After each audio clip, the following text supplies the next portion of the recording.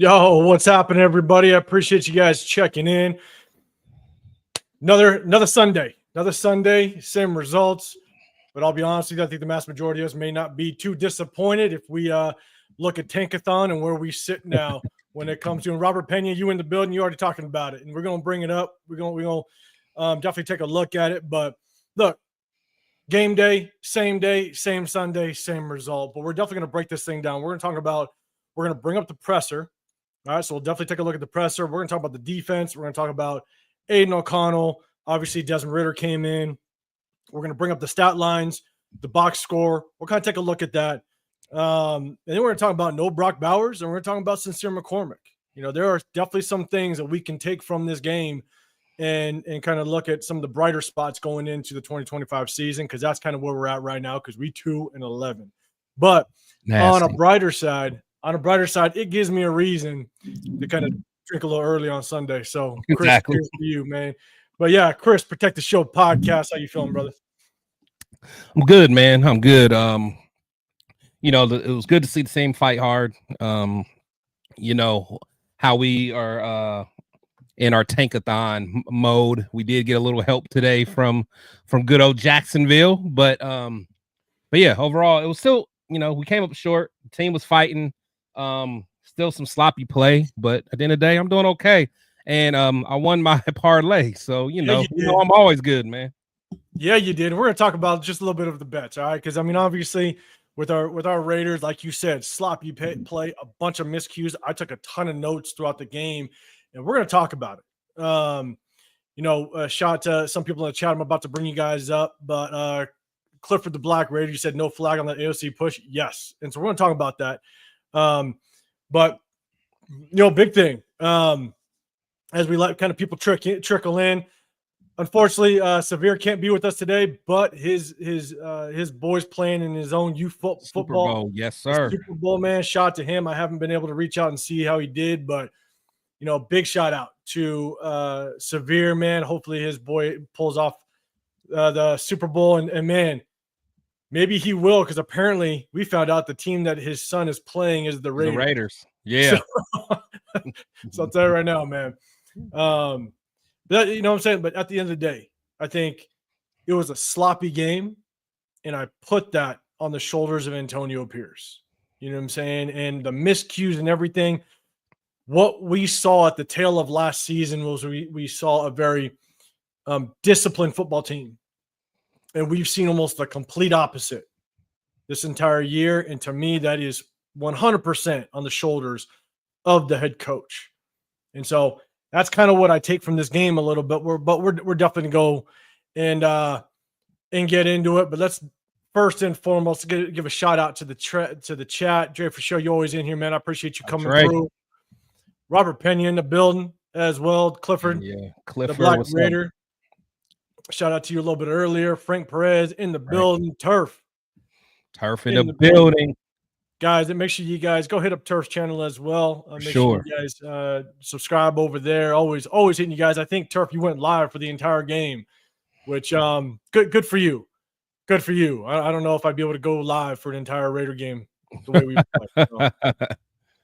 For sure. Turf. I might not be good to do these lives, man. I'll be drinking so goddamn much watching those games live. Hey, but shout out to Turf, man. Turf has a unique personality, man, where he's just always happy and friendly and inviting. I don't got that personality, but Turf does. So he's built for that, man. And he does a great job, man. That's my dog. Yeah, man. Turf's good people. He's always positive. Even if it's going to shit, he's gonna find something to rock with. Steve Aurelian, I appreciate you coming in the building as well. As people trickle in, man, again, guys, make sure you hit that subscribe button, hit that like button, go to Chris Protect the Show podcast. Hit them thumbs. I'm Real Talk Raider Nation 805 Raider. I appreciate all you guys in the building. But as we let kind of people trickle in, I don't know if you guys saw the presser. It's a short presser. I'm going to bring it up here in just a second. The report, just so you guys know, the beat writers and the reporters might be a little hard to hear. Antonio Pierce in the very beginning might be a little hard to hear, but it picks up a little bit. But we're definitely going to break down this presser. I'm going to hit you guys with it right now, and we'll come on the opposite side and kind of break this thing down. And so let's jump into this presser real quick. Again, it's short, but we're going to rock it.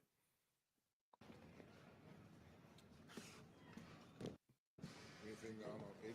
Yeah, it doesn't look good. Does not look good. Did you get an explanation on the push and why maybe it wasn't called? They're not. Reacts per usual. We'll make a report. See what it comes back on Monday or Tuesday. On that? I saw it late on the replay. Could you talk about Sincere continues to emerge and play well? Yeah, more carries, more opportunities, making the most out of it. Some gritty runs down there on short yardage, running tough, running behind its pads. O-line did a good job in the run game as well. At least it looked better than what it looked like in the last couple of weeks. You guys had a rough start today. What did you see out there as far as the first quarter?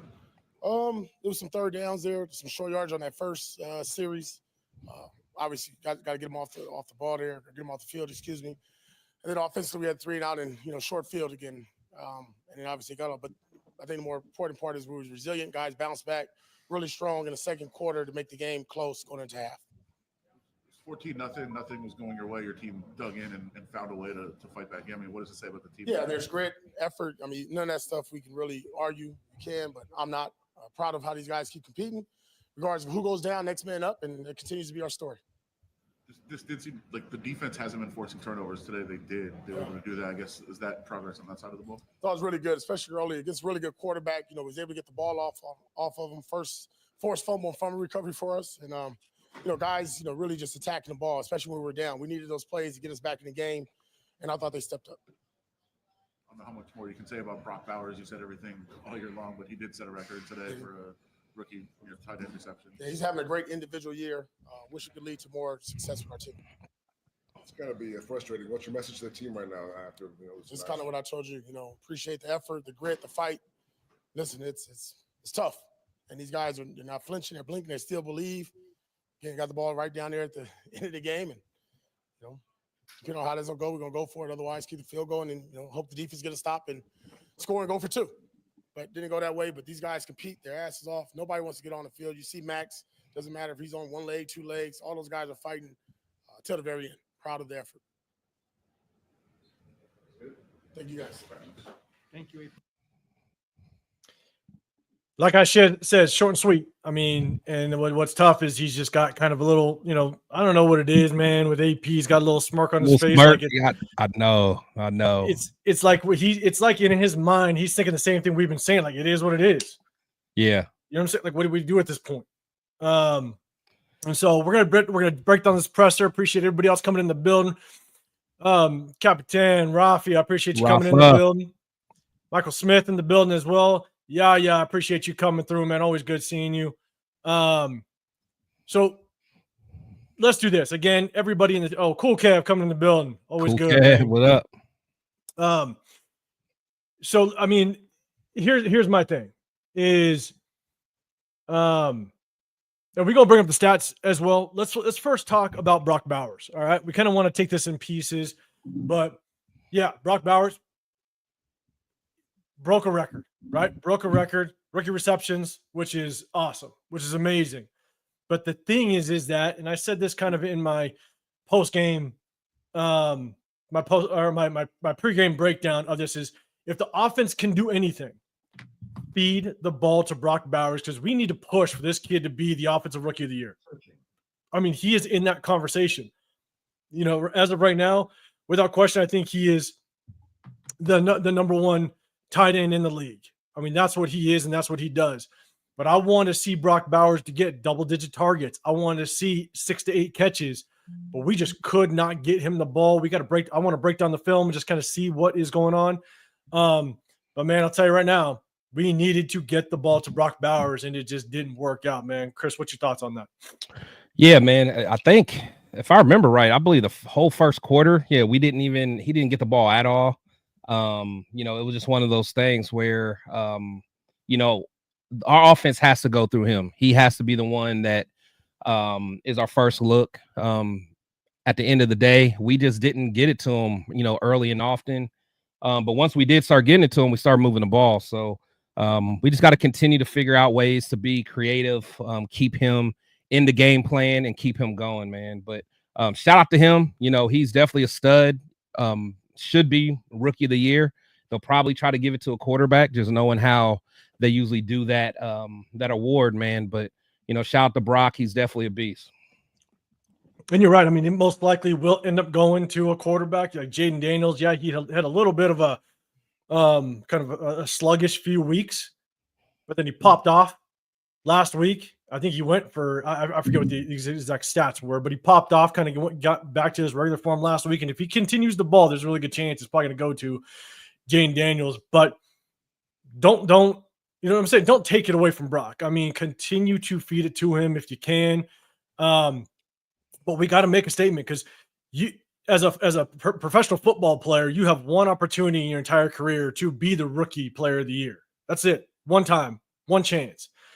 We can't screw it up for him. And so we got to make sure we feed him the ball and kind of make that statement for him. So, and then let's talk about Sincere McCormick, right? We're going to keep it positive to start before we kind of get into the stat line. But let's talk about Sincere McCormick, man, because that again, in my pregame breakdown of it, I want to see Sincere McCormick. He had 12 carries for 64 yards against the Chiefs, right? I want to see him get at least 15. Yeah. 15 touches. It looked like not only were we handing off the ball to him, but we were also getting him kind of in the passing game. Yep. You know what I'm saying? And so I like the fact that we continue to feed him. Now, mind you, it didn't really we moved the ball a little bit with him. I think we tried, and our offense came out real flat, which is not surprising, but we definitely fed it to him, man. What's your thoughts on Sincere McCormick? Yeah, man. Sincere runs hard, man. And I love, he's never going down from the first tackle. It seems like his yards after contact is good. We got to keep giving him the ball. And one thing, I feel like he's shifty enough, so he catches the ball in space, makes guys miss. He finds a hole and go. I definitely want to see him get more touches, but at the end of the day, we have to continue to stay balanced. But I do want to, I think he got 15 touches a day, at least running the ball. So, and I know he threw a couple more to him, but the dude runs tough, man. He runs tough, and I'm excited to continue to see more out of him, because he definitely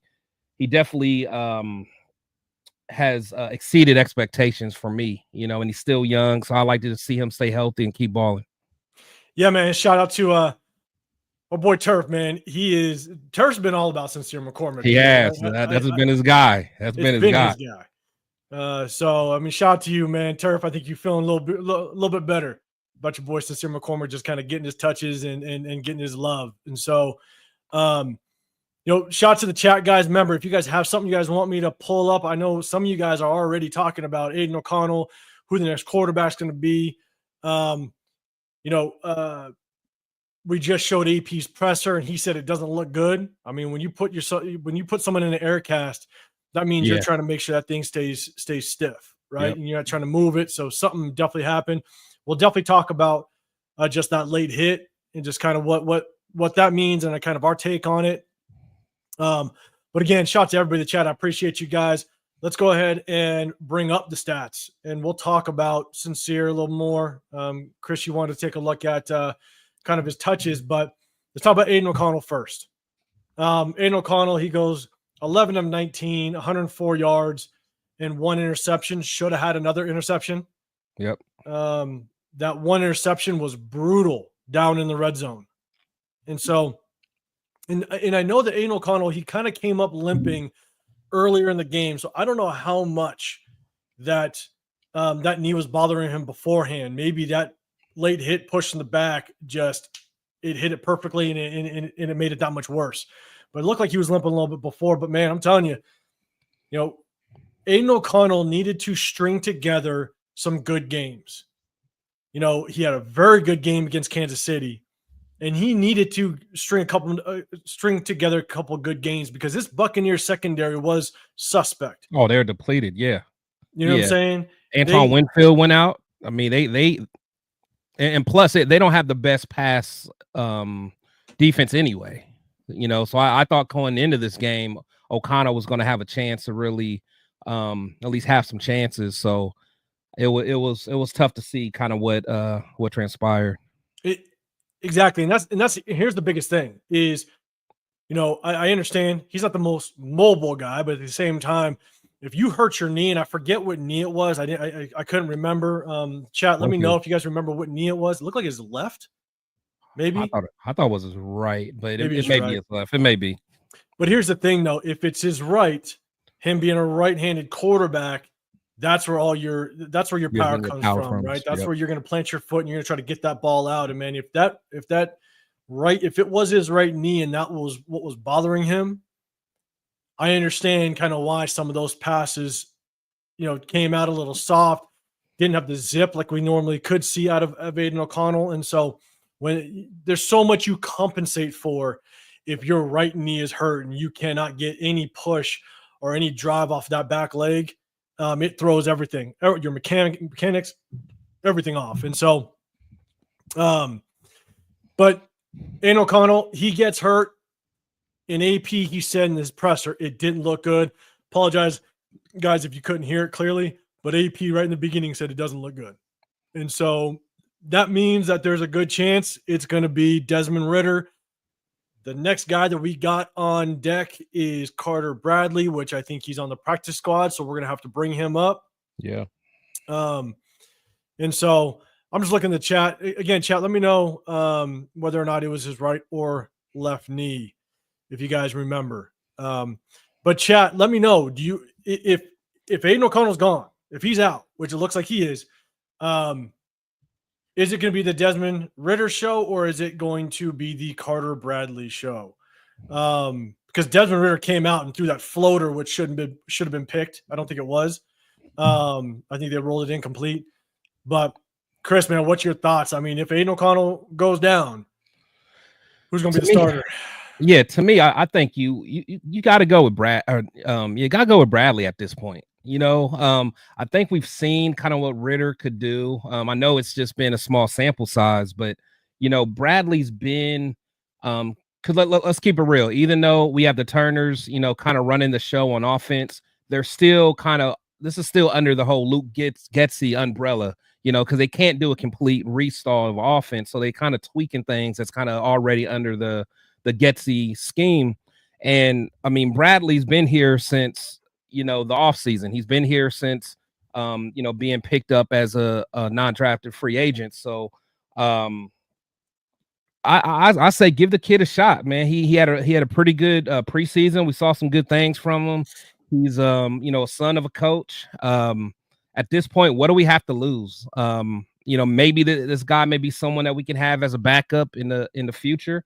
Give him a shot. At the end of the day, because Ridder, we know Ridder's not going to move the needle. Let's at least use these last few games for 100% evaluation. So that's kind of where I'm at with it. That's one of the things to keep in mind, right? We got 4 games left. Right. 4 games left. That's it.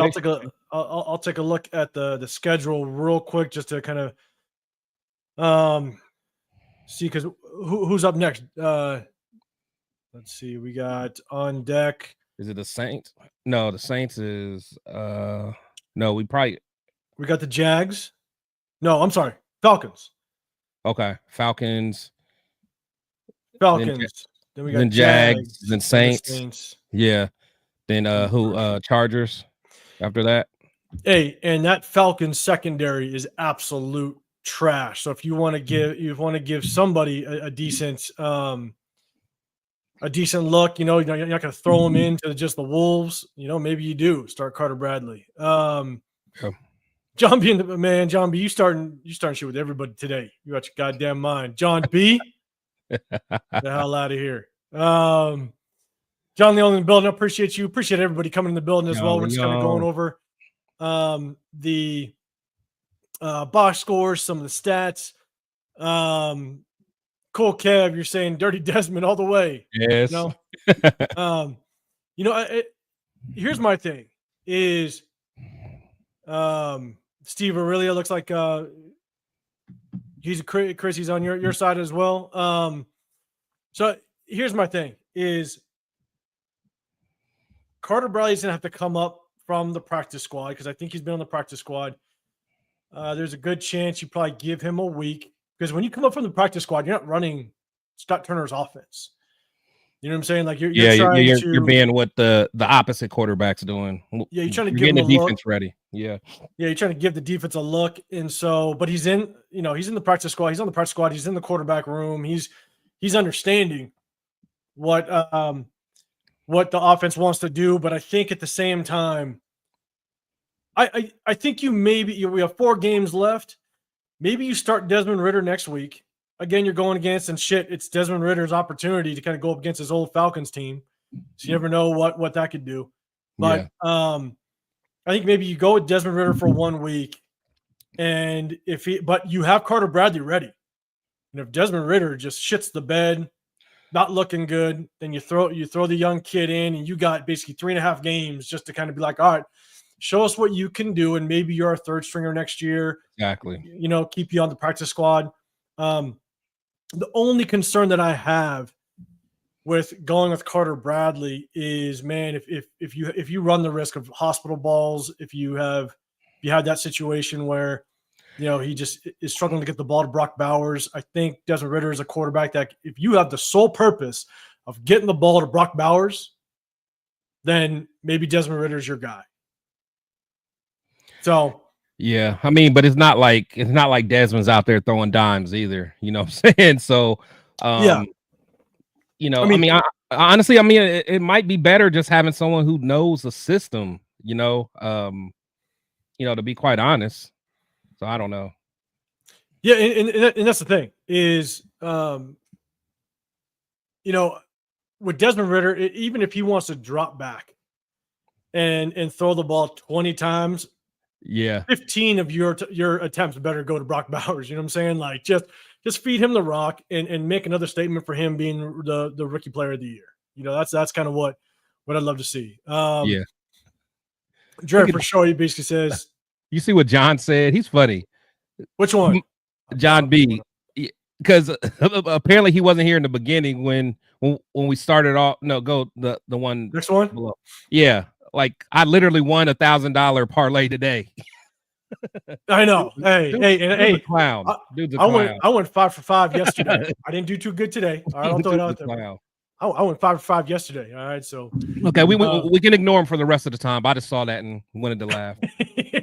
John B. God damn it. Yeah, Jerry for sure. Ritter is the tank quarterback. Yeah, and shit, Carter Bradley would be too. I mean, you don't expect anything out of Carter Bradley. You know what I'm saying? Right. Frank Perez says that's all Ritter does, throw hospital balls. Right. Yeah. You say I don't want Jacoby playing quarterback. He probably was our third stringer today. Honestly, probably. You know what I'm saying? So, but let's look real quick. Let's go over to. All right, let's talk about Sincere McCormick. Rashad on the Tampa Bay Buccaneers, you got Rashad White. He had 17 carries for 90 yards. He did some work. He did. Sean Tucker, he had that one long run at the tail end of the game that just, put the nail in the coffin. It was the Mike Evans catch. That's when the defense just kind of, you could just tell they were done. They were gassed. But let's talk about Sincere McCormick, man. This kid 100% has earned himself more opportunity. And like I said just a moment ago, he got 12 carries last week. He got 15 for 78 yards. That's a hell of an outing against a pretty good front seven of that Tampa Bay Buccaneers defense. They have a good defensive line, that Vita Vea in the middle. I think Kalijah County was actually out this week. I don't think he played. Who? Kalijah? No, he was out there. Was he out there? Yeah, he was out there. Yeah. I thought I saw in the beginning of the game they were showing that he was out. Unless oh no, it was that he missed a handful of games this year. Mm-hmm. But definitely a tough front four to run on, but you could just tell Sincere McCormick is able to see the holes develop. Oh yeah, he's patient. You know what I'm saying? Yeah. And that's something that we didn't see. We saw very little out of Alexander Mattson, and we saw nothing of Zamir White. And so that's one of the things I love seeing about Sincere McCormick is that he's seeing the holes develop, he's hitting it, and he's just finding that sliver in the offensive line, and it's helping out this offensive line. So, Chris, I'll throw it to you, man. What's your thoughts on Sincere? Yeah, no, just like I said earlier, man. The dude, he makes guys miss. and he runs with that passion. You know, the guys are not taking him down easily. You know, usually one guy isn't taking him down, and he has enough shiftiness to kind of win those one-on-one battles anyway, man. So if the guy can stay healthy, you know, I say let's continue building off of him. I'm all for it, man. So that was one of the few times that I've been wrong. He's a guy that, you know, I wasn't necessarily high on, but I am, you know, with him. I think he's still real young. So to see what he can do, we might have us a diamond in the rough there. He is young, and I think what Sincere brings to the table. Now, look, I think, in my opinion, the verdict is still out that he's he's a lead back. Oh yeah, I don't think he's the starter. Yeah, but he is definitely potentially a good change of pace back, right? A guy that you still can get 7 to 8 carries a game at least. If we have a premier running back in there, because the thing is that if Zamir White isn't it, which he's not, but he also was supposed to be that short yardage back, which when you got no vision, you got to find just that sliver on the offensive line to be able to get those 2 yards, 3 yards when you need it. And he's not it. He just puts his head down and puts his helmet in the back of our offensive lineman. Yeah, but even then, even as strong as he appears, I mean, it's not even like he breaks tackles. That's the thing. Correct. Like, for one, he doesn't have the vision, and it's not like he breaks the tackles anyway. So, you know, it'd be different if he was like a Zach Crockett. Like, at least if someone hits him in the backfield, he'll drag you a little bit. He doesn't even do that. No, he doesn't. And that's my thing. And chat, let us know if you think Sincere McCormick does have the potential or chance to be that feature back. Let us know. I'll definitely bring it up on the screen. But you know, I think Sincere, he could be the change of pace back if we get that feature back. I think he has a really good chance, and he's got 3 more games or 4 more games to prove it. He's got a really good chance to be in this running back room next year and find himself a solidified spot. You could get him for a very inexpensive contract. I don't know if this is his last year. I think we brought him up from the practice squad. Yeah. So we're gonna have to sign him to a contract. You could easily sign him for 1 year. You know, 1 year minimal contract. Keep him in the building. You know, people aren't going to be jumping at him to sign him. So, you know, give him a decent deal and keep him in that running back room. And so I'd like to see it. Anytime a practice squad player comes up, you definitely got to give him credit. And he'll always have that chip on his shoulder. But the biggest thing for me is, man, how healthy can he stay? That's for one. That's the main reason why, you know, he's not going to be there to be a RB1. But again, he could be in a rotation. But if I remember correctly, I think the past 2 years he came off of some injuries. So it's all about him being healthy and staying healthy. So that's what's going to be what can hold him back. Yeah, John Leone says, JJ who? Hey, calm down. We starting it early. I love it. JJ about to be all pro this year. Calm down. JJ who? We got Judo Joe Black in the building. I appreciate you coming through. He says McCormick is more of a 1B type. Yeah, I agree. I think he's more of a complimentary back than anything, change of pace type of back. Jerry for show, man, you said if we had the number 1 pick, would you trade down like pick 3 or 4? All right, man, you're starting a whole nother conversation. We talked about that. Let me drift. Sure. Let me hold that up until we kind of get out of these stats. But I'll definitely. I'll start, and yeah, we've definitely given our opinion. We'll share it again. First window in the building. I appreciate you. Thing is with Zamir is that he's all muscle up above. I guarantee his knees are bad, hence why he's so easy to take down. Yeah, I mean, you remember that picture? Remember that picture in the off season? I mean, just all upper. Yeah. You know what I'm saying? Raider Nation was going crazy about that. Him and what's his name? Tyree Wilson. I mean, I'm like, guys, you guys realize like biceps really don't mean nothing as far as strength in football. Like it means nothing, man. Like, remember how big Trent Richardson was? Like, who cares, man?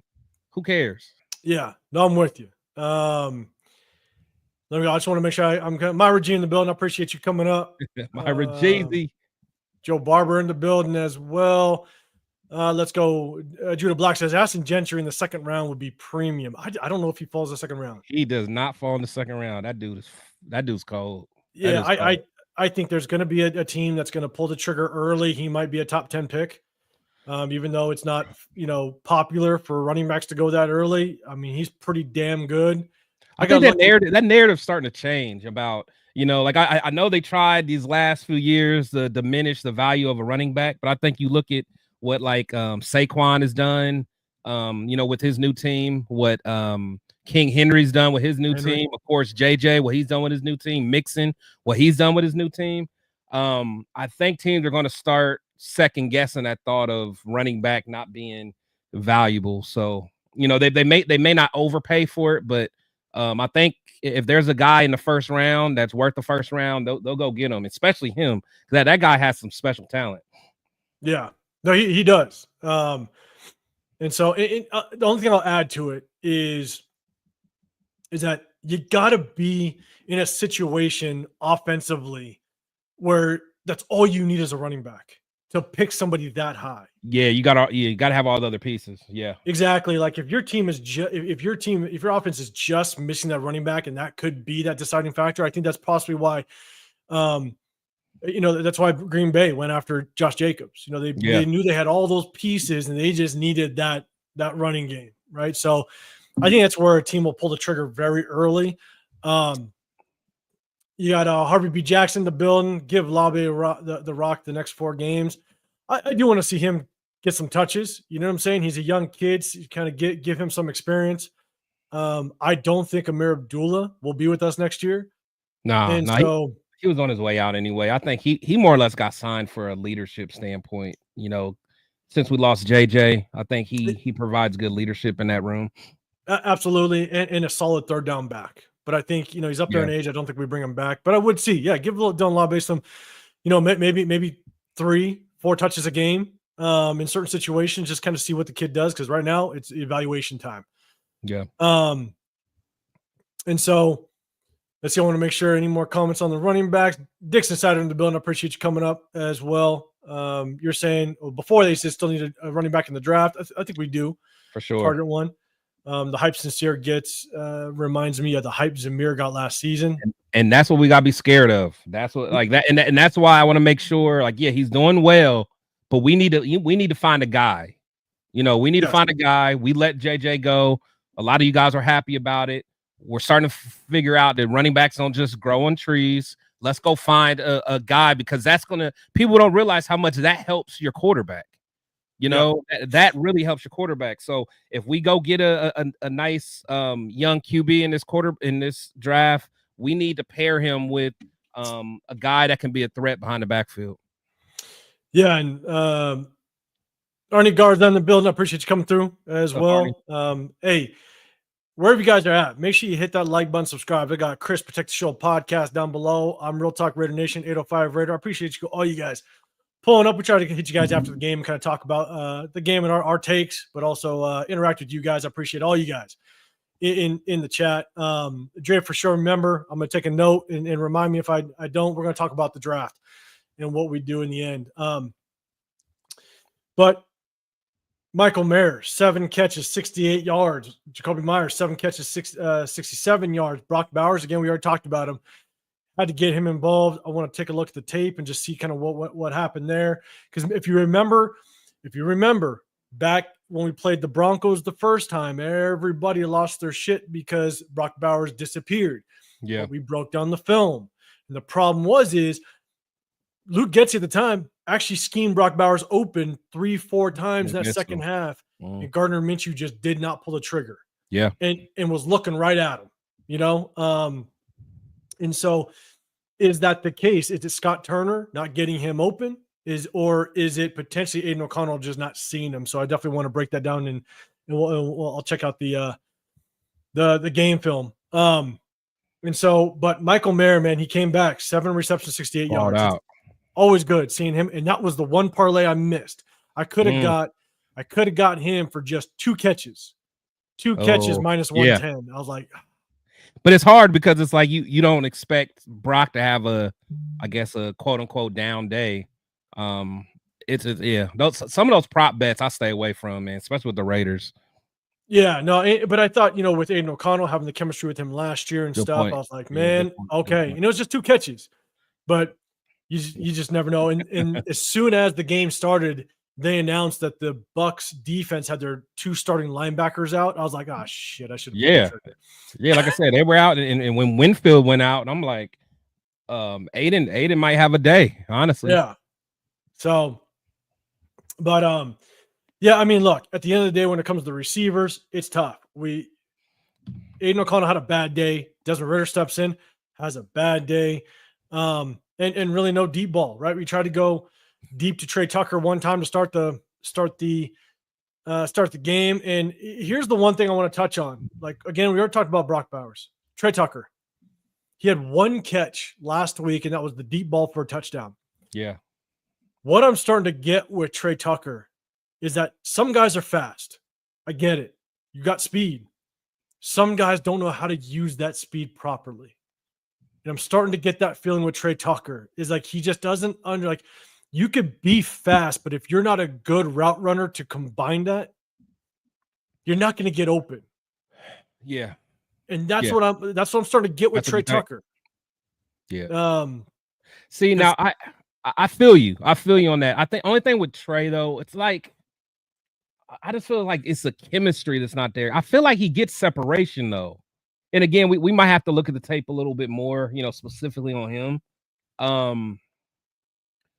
But yeah, I don't know, man, because like I know what you're talking about. Like, I don't see him as like, what was that guy that went to Cincinnati that had that fat, like what was his name? John Ross. Remember him? Ross. Hey, that guy was dirty. That guy was nasty. Yeah, but he was just fast though. He was just fast. Yeah. But he couldn't run no routes and he got no separation. Now I feel like Trey Tucker is like a way better athlete. I feel like he's a better route runner, but it just seems like him and the quarterback is never on the same page. Now get him with a real quarterback. I'm not ready to give up on Trey yet. I guess I'm saying all that to say that. Like I get where you're coming from because with his speed, he should be having some opportunity, and we're just not seeing it. Yeah. And Del McGrew Taylor's the Groove Zone. Appreciate you coming in the building. Y'all still want to pass on Sanders? Hey, Don't say y'all. Dre, for show, this is kind of what I'm gonna hit you with, and I think you heard me talk about it. If we're sitting at number 1, I'm passing on Sanders, and I'll tell you guys why later on. So I'll kind of give you a sneak peek on how I feel about it. But when it comes to passing him, that's one of my concerns is, man, Trey Tucker's supposed to be that guy that could take the top off the defense. That's going to, stretch that defense out. And so it's hard because, again, when we break down film, I'm just not seeing the separation I think he should have. So I'm with you. I'm not giving up on him. I'm just saying that's a concern I have as it stands right now. Is he truly that deep threat, that speedster? Because he ain't a tall guy. It's not like he's going to beat you deep, but all of a sudden he's going to win that 50-50 ball. Yeah, that's what we need, man. That's what we need. We need one of those, what was his name? Robbie Anderson type dude. It's like a 6'5" speed dude or but yeah, man, I'm with you, man. I'm with you. I think it's just because I like Trey because it seems like he's a hard worker. It seems like he's good in the locker room. So I want him to be successful. But and I know when Devontae was there, he really kind of worked a lot with him as far as his route running and wanted to have the full route tree. Yeah. So I just want to see him with the competent quarterback. Yeah, and Joe Barber, you're saying need a good. I'm guessing you're saying need a good coach to establish a rookie quarterback.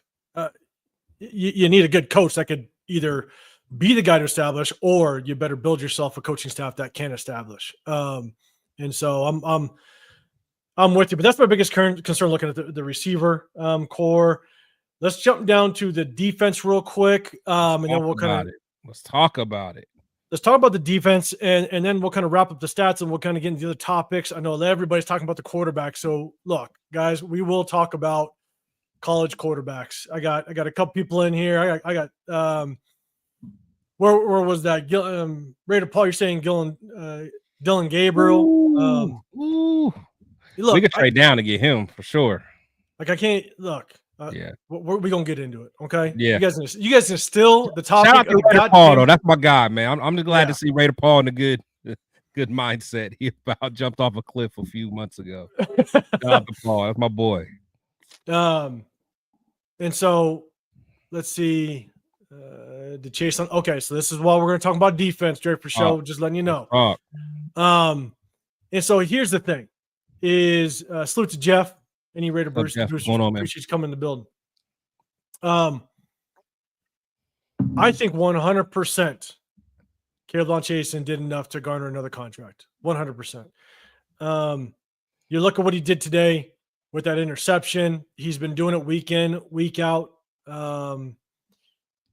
Here's the one question, though, and this is what I'll present to the chat. And Chris, I'll let you kind of soak on this one while I kind of break it down. But you got Malcolm Kuntz coming off of a season-ending injury before week 1. Mm-hmm. We have Max Crosby, which is we want him to be a lifelong Raider, right? He's gonna garner a big contract every single time contract talks come up. So you got a high-paid defensive end. Now you got a high-paid interior defensive lineman in Christian Wilkins. Yeah. Do you dump because Malcolm Kuntz coming off of his injury is still going to he's going to ask for a decent contract.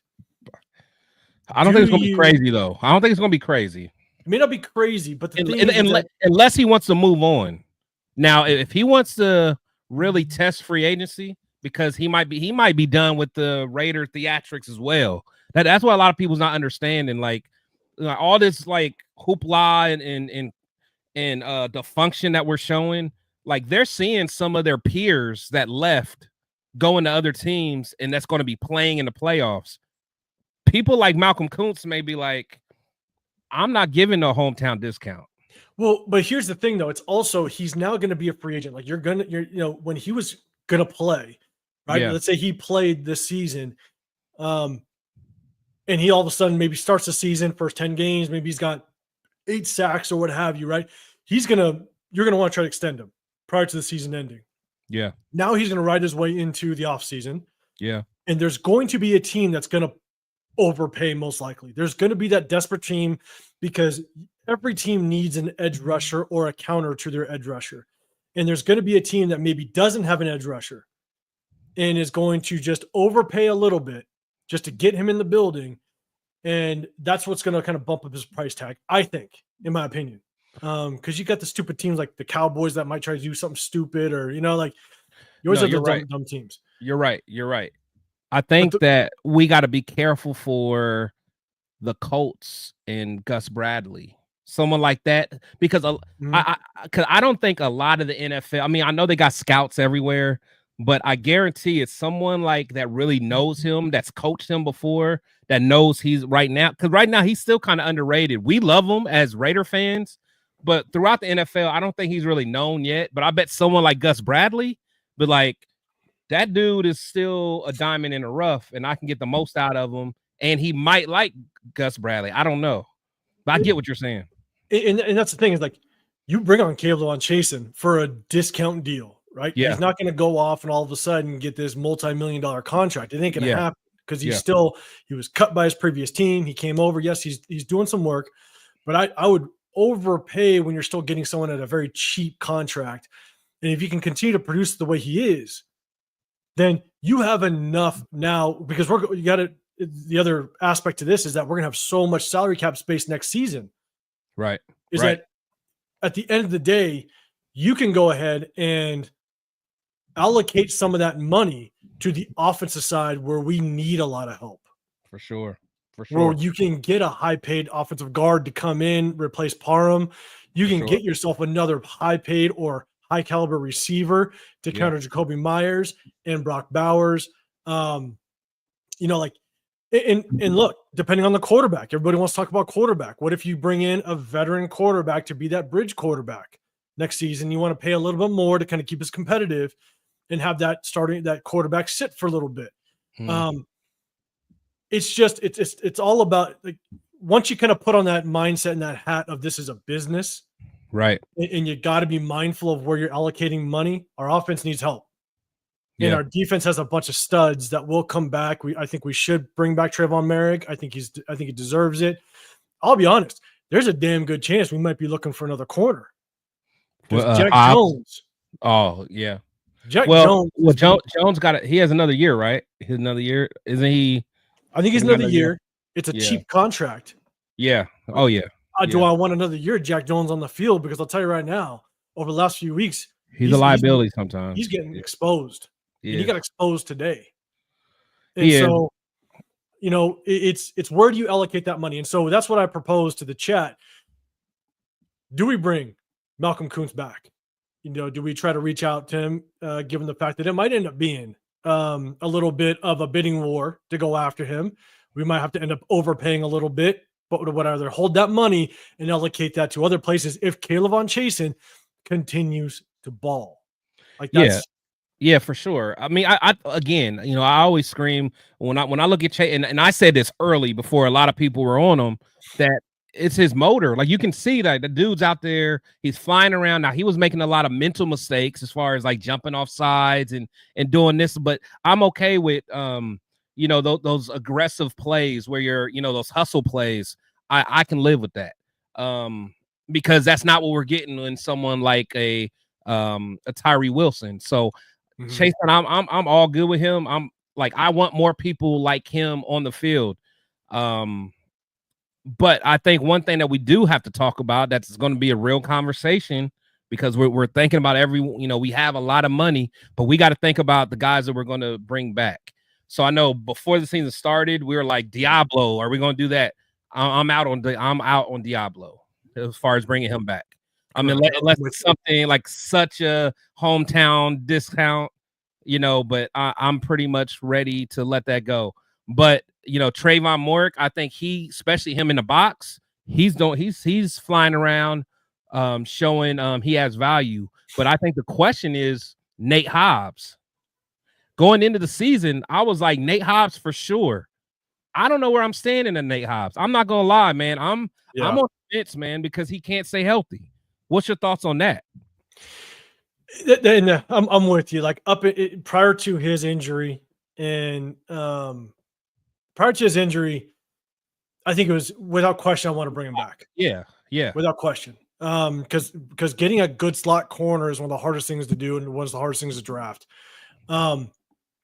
And so, I prior to the injury, want to bring him back, but now it's tough because if you are so injury prone, what's the point? Unless he comes back for a team friendly deal. That's what I'm saying. Then you have exactly. That's what's, because the thing is, going into season, I love Hobbs, man, and I still like him, man. It's just he always stays hurt. Like, okay, he said you have to pay Hobbs. No, I get that, but my question is, with Hobbs, if we really think about it, Hobbs is very limited. We tried him on the outside. He can't play outside. Now, there's a lot of corners that can play inside or out.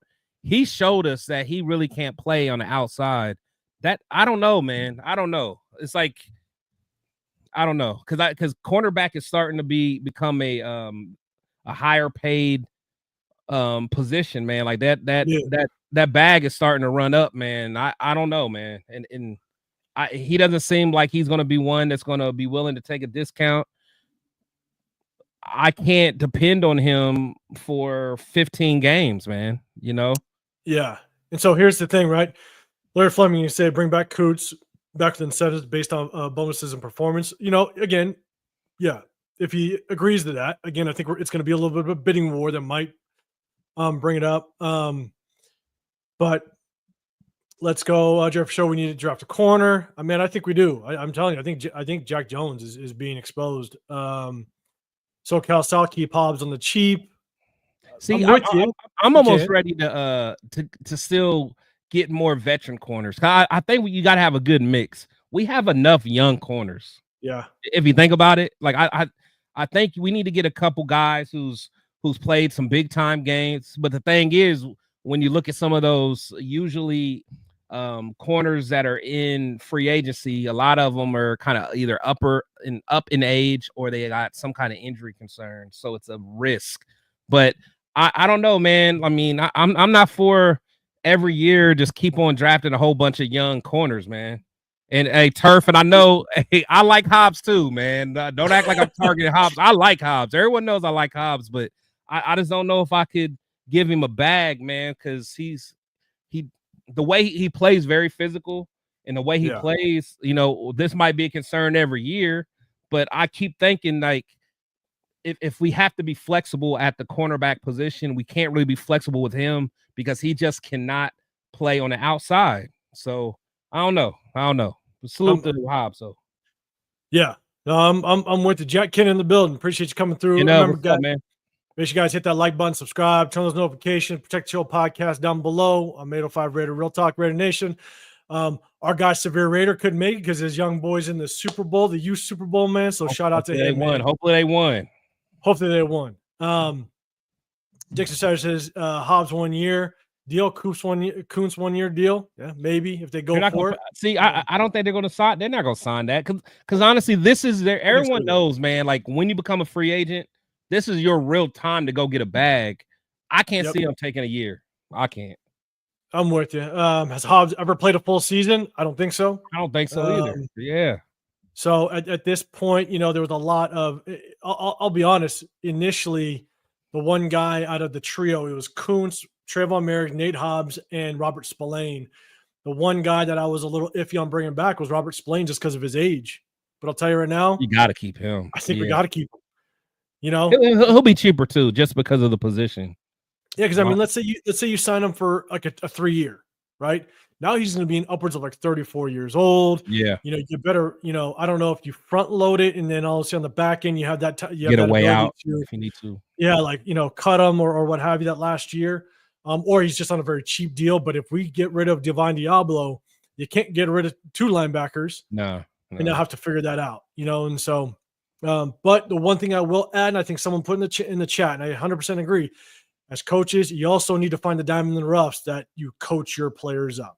So we always we had a Amari Burney sighting today. He made a play. He made a big play. 100%. And one guy I want to point out is DC Richardson. Man, we didn't hear his name a whole lot today, which I think was a good thing. He got dogged on one play. He was trailing.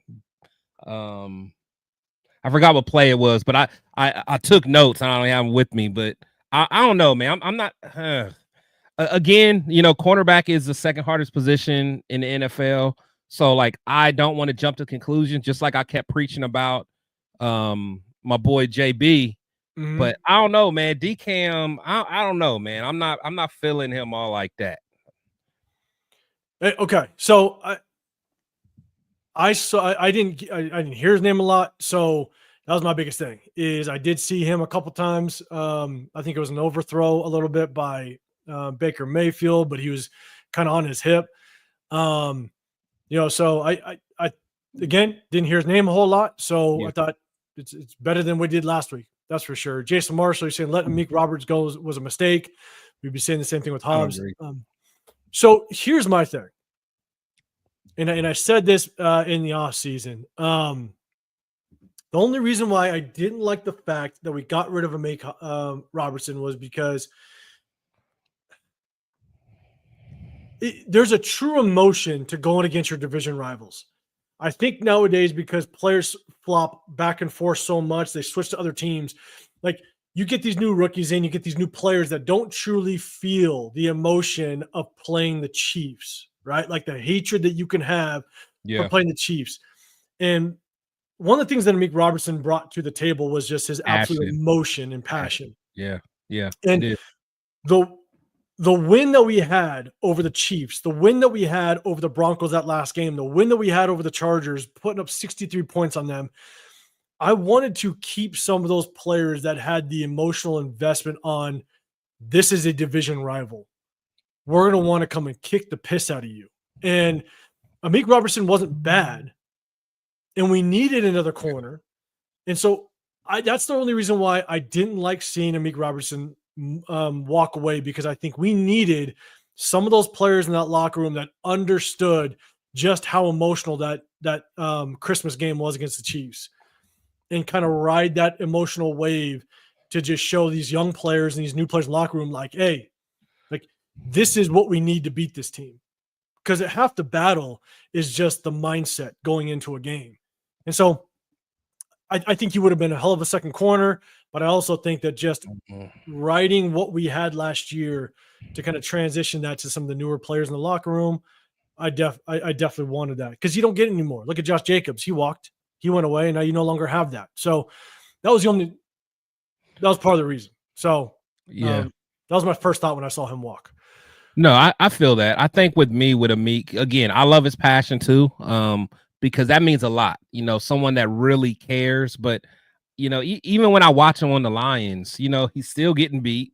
You know, I mean, he's still running around, you know, with a high motor. He wants to do well. But I didn't lose no sleep from losing him, man. I mean, he's one of those guys that, you know, you rally behind because he has a good story, small guy, you know, heart of a giant, but I'm okay with, you know, I'm not losing no sleep losing him. Yeah, I'm with you. That was my initial emotion and reaction to it when we let him go. And some people, they say, I mean, Meek, yeah, because of his height, it was a little suspect, but he did come in big plays. I mean, I remember I forget who, I think it was against Green Bay last year. Or is it Green Bay? I think we had the pick at the end of the game. Yeah. And so let's do this. So again, defense, I think the concern that I have is that we just let teams drive down opening drive and score. And it kills the momentum. We've done it all season long, and we did it again today. They jumped out 14 points quick. Offense is not good enough to come from behind, and it just slowed everything down. So, what about our boy? What about our boy Adam Butler? Did he end up? I know he was hurt. Did he end up coming back? Yeah, I think he came back. He did. Okay. Honestly, man, the way he was sitting, at first was like, okay, is he hurt? But then, as he was kind of moving around, I'm like, okay, did he just kind of get like the wind knocked out of him a little bit? And then sometimes I kind of towards the tail end of him kind of sitting there, I'm like, damn, did he just get a shot like right in the midsection? You know what I'm saying? Like, just go down a little bit. And like, just because it didn't look like the trainers and the medical staff was like panicking or concerned, I think they were just like, okay, yeah, just take your time. So I don't think it was too bad. And so, but again, defense, I think they wore down at the tail end where we were still within 4 points, I think, with 10 minutes left. And then all of a sudden, the big catch by Otten, we had the big play by Mike Evans, and then the big run by that Tucker running back. I mean, they just got worn down. So, but that kind of breaks down the stats a little bit. We did talk about a lot. Obviously, Kayvon Chasen. We talked about Sincere McCormick. We're going to talk about quarterbacks, all right, guys? Because I think a lot of you guys are in the chat. You guys are sitting there talking about first round, second round, trade back. You know, who do we want to get? And well, let's go ahead. We'll dive into it. Before we go into it, we'll just kind of take a look at this real quick.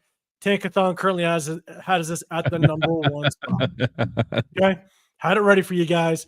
We officially took over that number 1 spot. And so, unfortunately, well, Draft for Show, you got a question. Who'd you rather have, Amik or Darnay Holmes? If you put it that way, I mean, Darnay made a couple plays, but I'll probably take Amik just based off the passion, but I guarantee Amik's going to want more money. So, yeah. Man, that's a hard one. I'll be honest. Because Darnay Holmes, I mean, he's been doing well.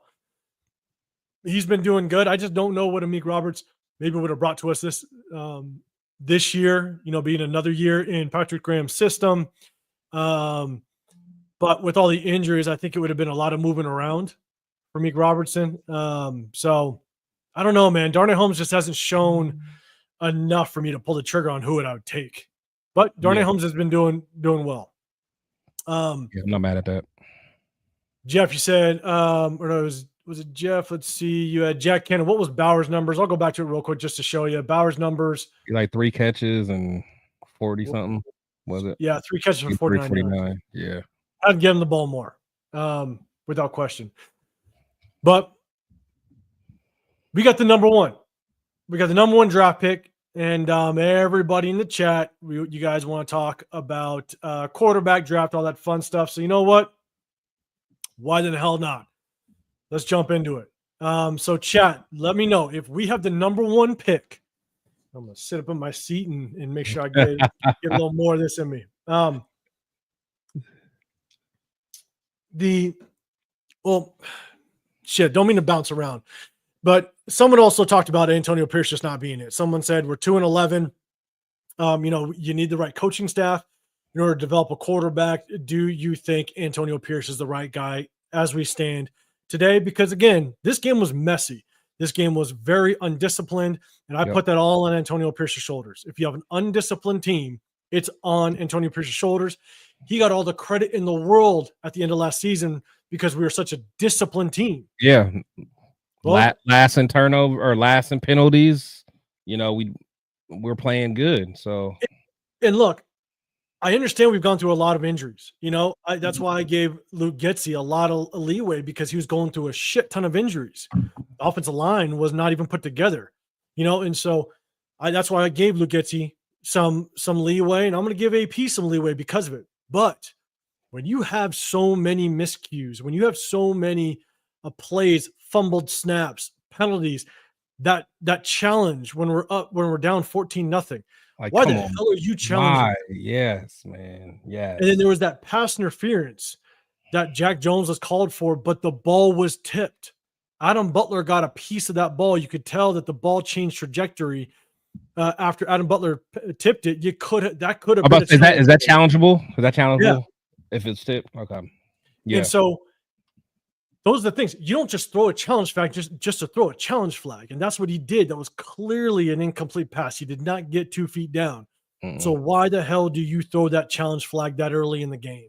And so, to me, I think there's just things that are concerning to me. And I have one more point to say about AP, but Chris, do you have anything to say on that? I'll throw it your way. Yeah, man. I love AP. I've stood very strong for him. I want him to do well. But yeah, it's little things like today, man. You look at the game management, when to challenge things, when to go for it, when to punt.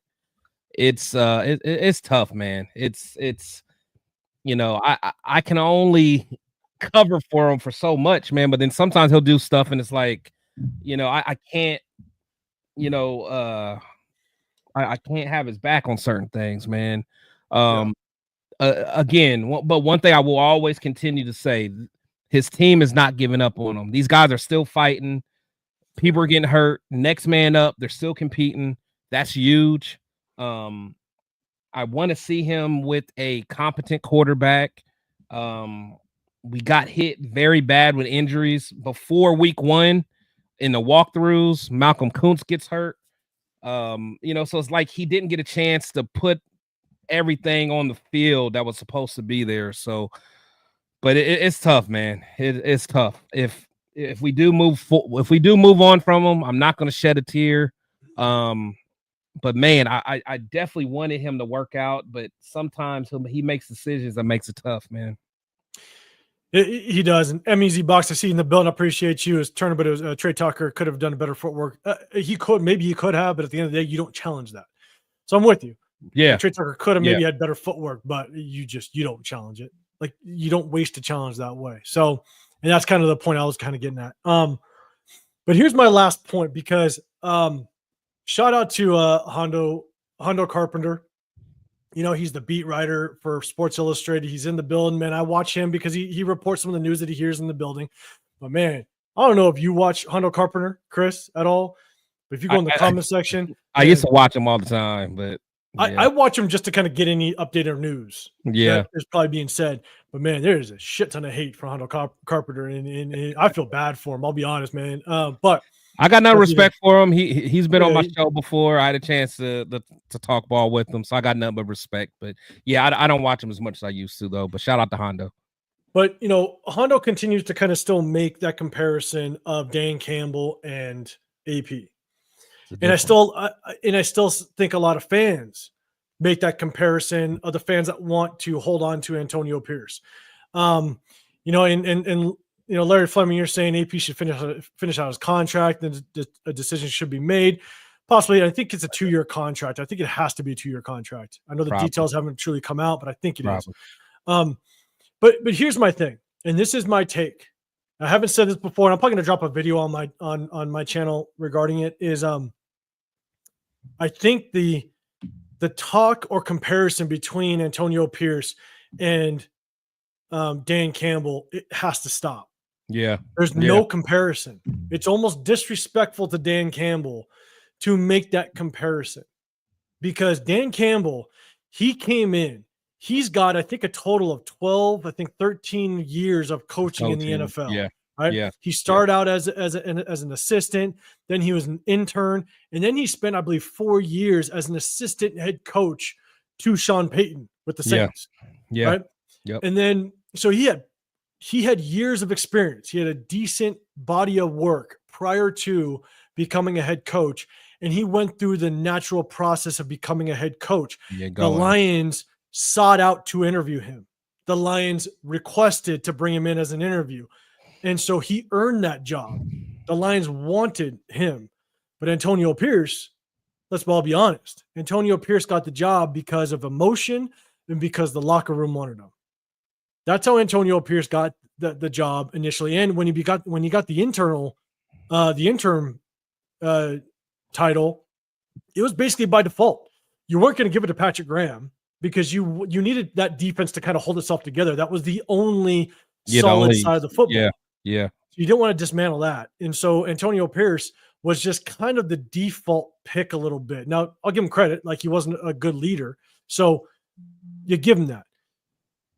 But he was hired on, I think, because of emotion and because of the fan base. The fan base wanted him. And he didn't earn really anything at that point. So we got to stop the comparison to Dan Campbell. Dan Campbell did it the right way and did it completely different. And so I don't think what Dan has done has any relevance as to whether or not we think Antonio Pierce is going to be a head coach. I'm just going to throw that out. So no, that's a good take. No, that's a great take. I think when most people have the comparison is just like maybe who they are as a leader, because they're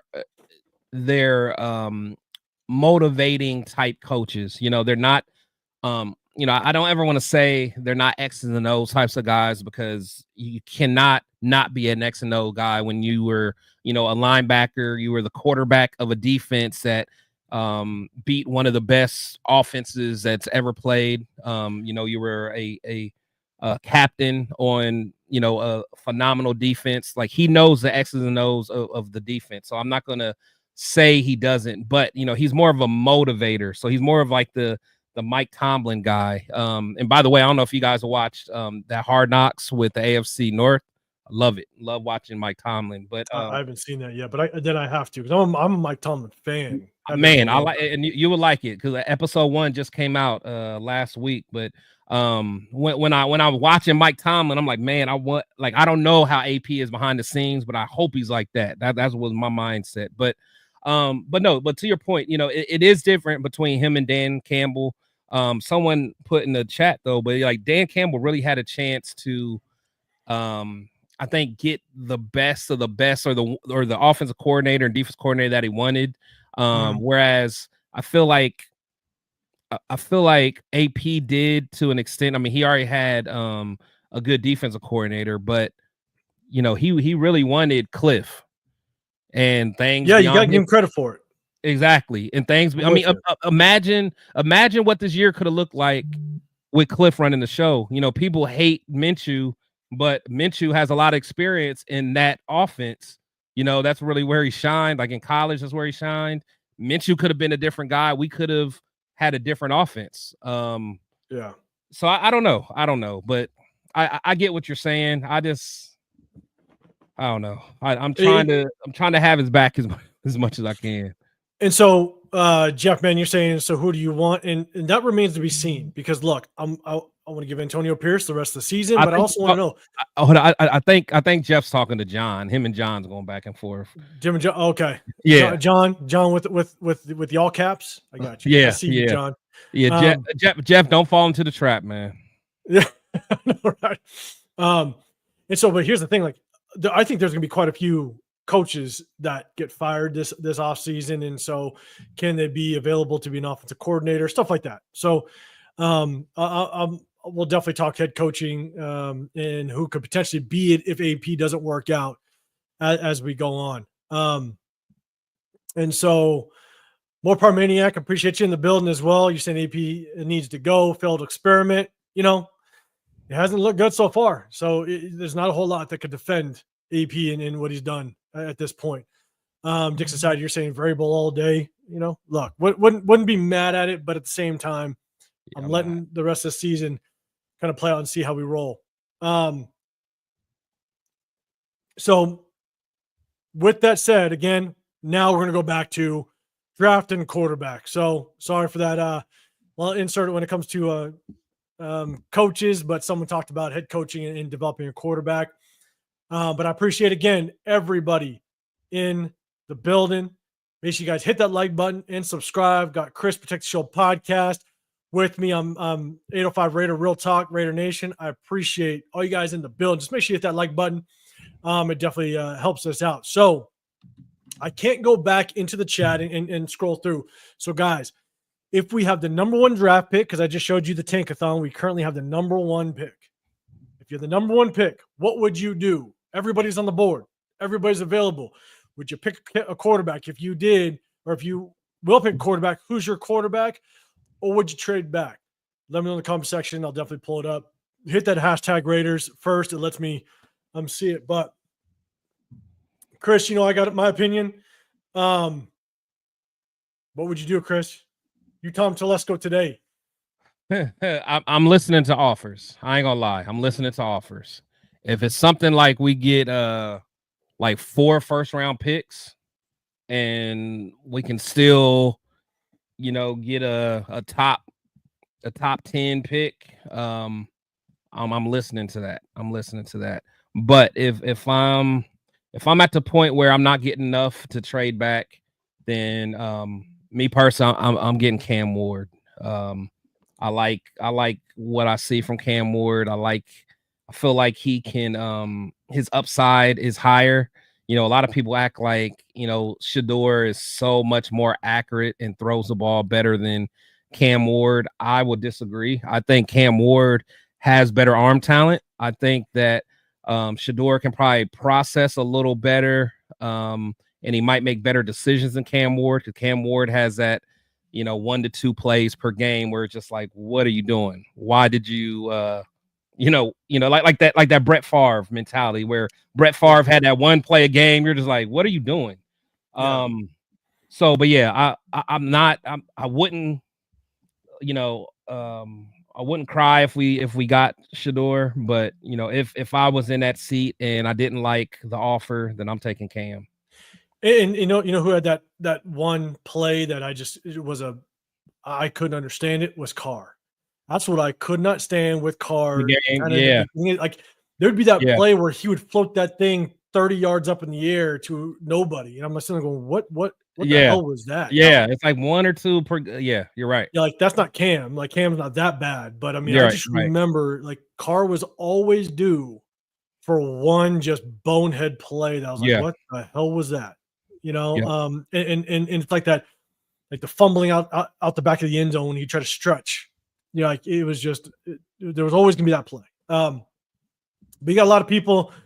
You got Shador. Dixon said Travis Hunter, but I wouldn't be mad at getting Shador. Phil, appreciate you coming to the building. You got Sanders. Larry Fleming, you talking about head coach. Patrick Graham for head coach. I don't see that.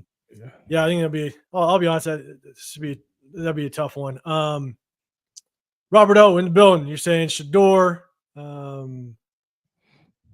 Michael Rascon, you're saying Prime Junior all day. I'm guessing that's Travis Hunter. You're saying Travis Hunter.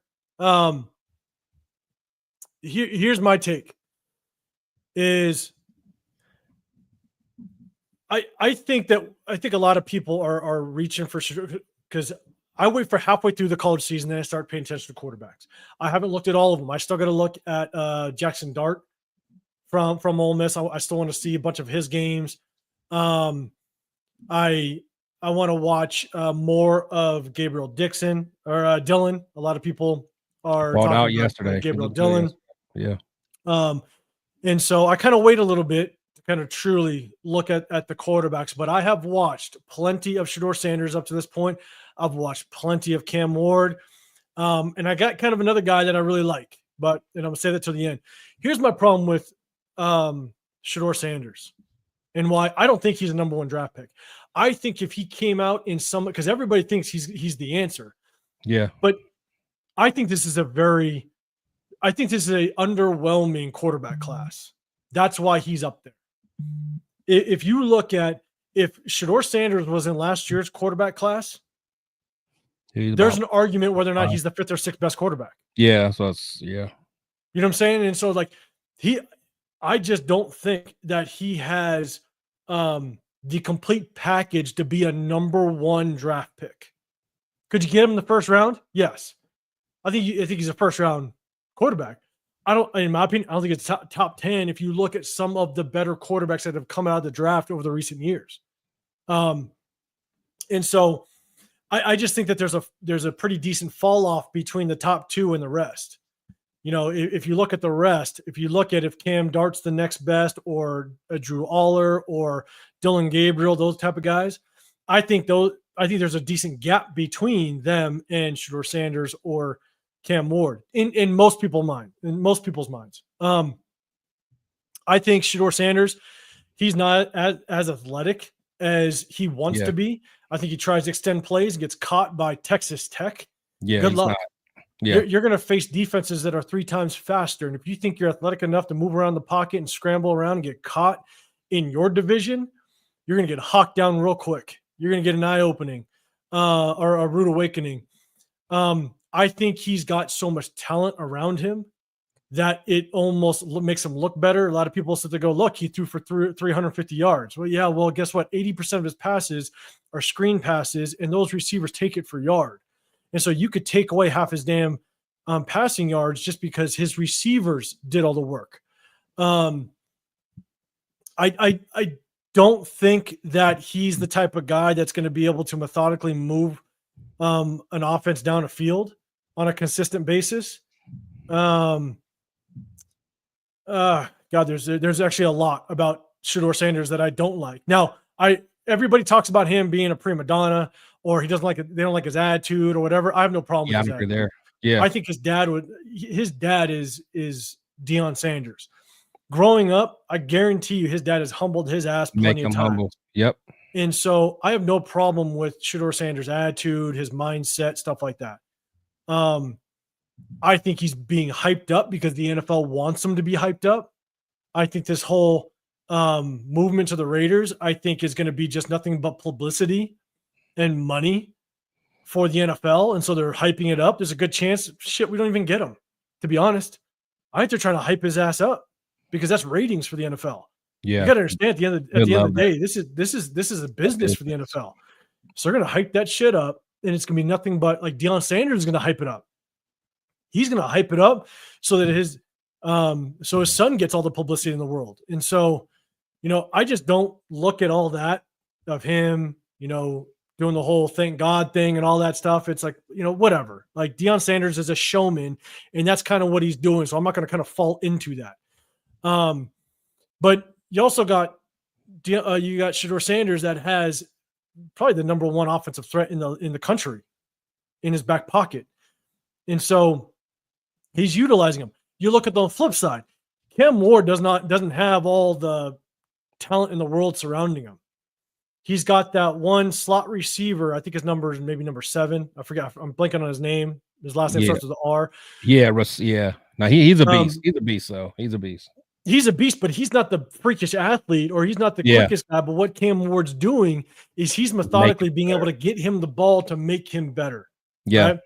And so he's able to find him in ways that you got to get creative. You got to be able to make those tight throws because he doesn't have just that athletic freakishness about him to be able to get him the ball. And so I think where Shedeur Sanders is playing with more talent around him, and everybody says, oh, he turned Colorado around. No, he recruited the shit out of players to get Colorado where he's at.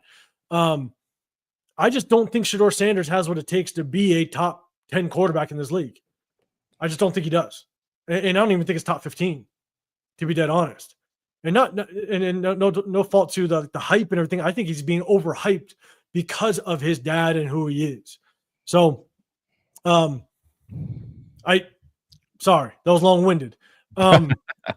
But if we don't take Cam, I wouldn't be mad if we took Cam. I think he's got a great upside. I think he'd have to sit for a little bit, so we need a bridge quarterback. I would trade back if we were number one and stockpile as many goddamn picks as we could. So what would your price be? I'd like to stay in the top. I'd like to stay within the top 5, maybe top 6.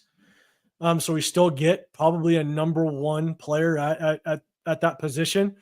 And if we could get 3 first-rounders, because if you're sitting at number one, you still have the Jacksonville Jaguars that were possibly sitting behind us, maybe the New York Giants.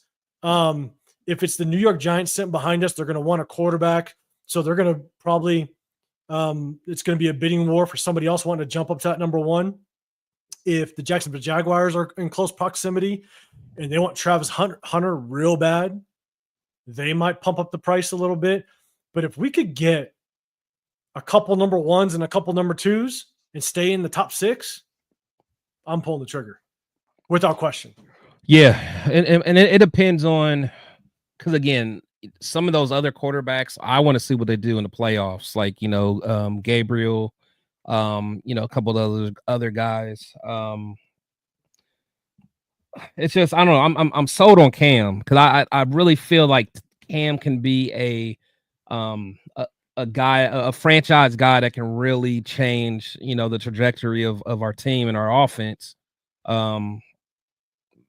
But the thought of getting 3 first-round picks, especially with Telesco proving that he can turn those draft picks into something great. Because honestly, giving up a whole bunch just to get one person, because I even think back at should we, and let me ask you, should we have, well, knowing what you know now, should we have traded up to get Jaden Daniels this year? What's your thoughts? Me personally, I'll answer it first. Me personally, I'm glad we didn't, because I think that giving up what it was going to take to get Jaden Daniels, that means, for one, we don't have Brock Bowers, we don't have JPJ, and then we also will not have a first-round pick for probably the next 2 or 3 years, possibly, depending on how much it was going to cost. I mean, going from 13 to where we were, we're probably going to give up 4 first-round picks. I don't think the difference of, say, a Jaden Daniels to a Cam Ward is worth JPJ, Bowers, and like 3 more picks. That's just me. Now, yeah, Jaden's nice. Jaden's awesome, but I don't see that the gap is not that different for me. So let's do this though. And I know that there's a lot of like what ifs in this scenario. Yeah. But what if Cliff Kingsbury came in and said, I want a quarterback, and maybe they told him, hey, like, we're out of range. Commanders are gonna give it up. But there's like, that's not our plan. And he walked. Now again, there's rumors that he walked because he didn't get that 3rd year. Yeah. And so I guess my thing is that what if the plan was to get Jaden Daniels, we give up everything in the farm, but we also get Cliff Kingsbury to match him up with Jaden? Talking about, yeah. I don't know, man. I mean, it would have been nice, but still, even with a Jaden on our team this year, without a JPJ, without a Brock Bowers, our team looks a lot different. And the next few years, we don't have no first round picks to even get more talent. Yeah. That's where I'm at. Like, I think we're in a good spot. As long as we can hit on the quarterback this year, I think we'll be in a better, because Brock Bowers is generational. Yeah. So I'm with you, because the thing is that in order for a quarterback to succeed, and I'll throw you out the scenarios, you need to surround them with talent. Unless you're Patrick Mahomes, to be dead honest, and even with Patrick Mahomes, he still had Kelsey and Hill when he first started. But I gave this scenario a few weeks back, right, when everybody was like, fire Luke Getsy, blah, blah, blah. And I'm like, okay, I feel you. I understand the emotional frustration. But the thing is, like, look at some of the veteran quarterbacks. Look at C.J. Stroud. C.J. Stroud's numbers started to fall off when Nico Collins went down, Tank Dell went down, Stephon Diggs went down. Like, you remove the talent around these quarterbacks, and then they fall off drastically. Look at Matthew Stafford. Matthew Stafford, when Cooper Kupp and the other receiver over there. Yeah, Puka. Puka. You know, when both those guys went down, that Rams offense didn't score a first quarter or first half touchdown in like 4 games. Matthew Stafford looked like a horrible quarterback. Patrick Mahomes, his numbers were no better than Gardner Minshew earlier in the season when all of his talent went down. I mean, his touchdown to interception ratio was absolutely garbage. And so you have to surround these players with talent. And so, to your point, if we would have traded up, give away the farm, we didn't have Brock Bowers, we didn't have any offensive line help. Yeah. And all of a sudden we're bringing in Jane Daniels, we probably would have ruined his career. That's what I'm saying. That's one. And then who knows if Big Mike would have, imagine if Big Mike still had a meltdown, he wouldn't have been available. I mean, it's just I know it's a big what if thing, but I was just thinking that, like, those draft picks, if we can mess around and get some additional draft picks and still find a way to get a guy in this draft, Tom Telesco really hit this draft out the park. I mean, it's probably one of the best drafts, since that Khalil Mack draft, honestly. Yeah. No, I'm with you. And at least without question, those first 3 picks. First 3. Yeah. I mean, but that's all you can ask for. Yes, absolutely. Yeah, give me 3 starters in any draft. I'm cool. And so here's my thing. And I think a lot of people have asked me if I don't go with if I don't pick a quarterback to start out, right? If I don't take Cam Ward or what have you. I'm seeing a lot of people in the chat. Appreciate you guys. Megalodon, I see you. Are you talking to me that I'm overhyped? That's fine. Yeah. You do you. And let's see. Cam has a hell of an offensive line, though. Is that so? I've watched the games. Is that offensive line, I mean, that good? I don't feel like that offensive line is great. Yeah. I wouldn't call him, because it seems like he's always running for his life, honestly. There might be. But at the same time, I do think, like, again, the other thing about Shedeur Sanders, he came over. You bring over all the talent that Dion was able to bring in. They're also in not the strongest conference at all. I mean, they're playing teams like Texas Tech. I mean, but then Miami. Cam Ward comes over, learns a brand new system with brand new talent. He had his Shedeur Sanders came over to Colorado with his safety blanket, Travis Hunter. Mm-hmm. Cam Ward goes over to Miami with nobody he's familiar with. And so he has to understand that timing with those receivers. He has to understand a brand new system, get the chemistry with the receivers. He's got to build from complete scratch, and he hit the ground running. And it's not like he went to a good team. I think the year before they were like 7-6 or something like that. So it's not like they weren't great. Yeah, so it's not like he came into a squad that had some dogs. So for sure. And Jay, for sure, I agree. Shedeur Sanders is a tough player. Again, I have no problems with his attitude, work ethic, all that stuff. Got no issues with that. I'm just looking at him purely as a quarterback. I mean, shit, that hit that he took. I forget what game was that against Kansas. I forget what that game took a lot of people out. That would have took a lot of people. Yeah. I don't underestimate his toughness, without question. And so, But at the same time, I'm just looking at his play and just the tangibles and everything that kind of surrounds him. And so, again, that's in my mindset is whether or not if we're sitting at number one. If we're sitting at number one, I ain't taking him. I'll take the draft picks all day, every day. Now, Joe Barber, good point. Yes, Patrick Mahomes has a good coach. And he's got one of the best offensive coordinator minds in the league, and he still has had horrible stats with injured players around him. Rashid Rice goes down, Isaiah Pacheco goes down, and his stats are horrible. And he's got one of the best play callers. Matthew Stafford has one of the best play callers on the sideline. That's a good point. And he looked like crap when all the players go down. So you have to be surrounded by talent with some of these quarterbacks. I don't care who you are. And so let's talk about who I actually am interested in. So one player that I actually am a fan of, and I'll preface this by saying I still want to look more at Dylan Gabriel. I still want to look more at Jackson Dart. Some of these players I haven't seen a lot of them. I will go back and break them down and watch. I like Drew Aller. I was wondering if you were going to say that. I was wondering. Did you watch him yesterday? I did. Had some miscues, made some mistakes, which is tough. But I don't. When I break down, and I'll do this, right? I'll break down Shedeur Sanders. I'm not going to mention all the there was that. I think he played Utah State and he had that horrible interception at the beginning of the game. I don't bring up stuff like that because look, quarterbacks at the college, you're going to make mistakes. It happens. Yep. So I'm not judging you just on a bad throw. If you make it consistently, that's another story. But you know what I'm saying? Like, if you make a bad throw, bad decision, it happens. But Drew Aller had some tough throws yesterday, but he had some damn good throws. But you got to look at the body of work. I mean, he's got the arm talent to basically throw that ball wherever it needs to be. Now, I will be honest. I think some of the miscues on that offense isn't necessarily because of Drew Aller. That offensive coordinator over at Penn State, I think he tries to outcoach himself half the goddamn time. Yeah.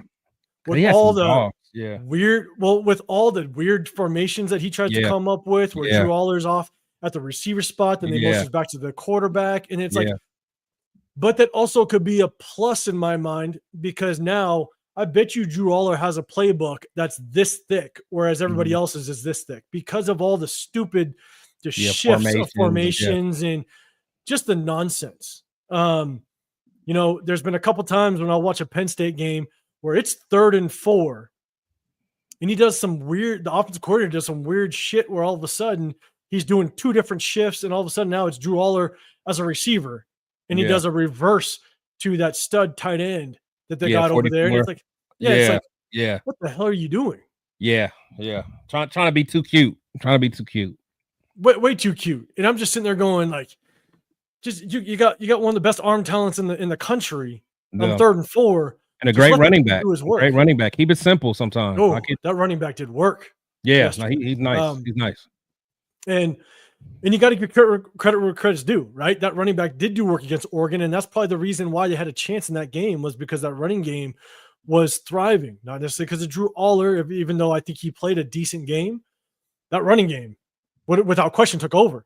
And that brings up another point about Shedeur Sanders. I don't think Shedeur Sanders is the sole reason why that offense is thriving.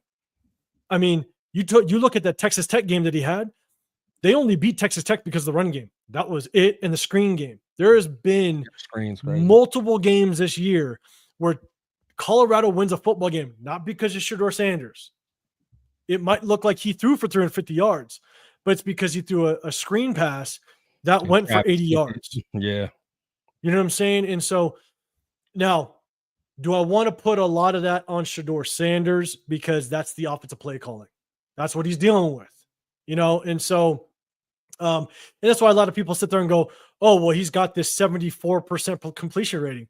Well, when 80% of your passes are screen passes, that percentage is going to bump up. So I don't look at that at all. That number is trash to me.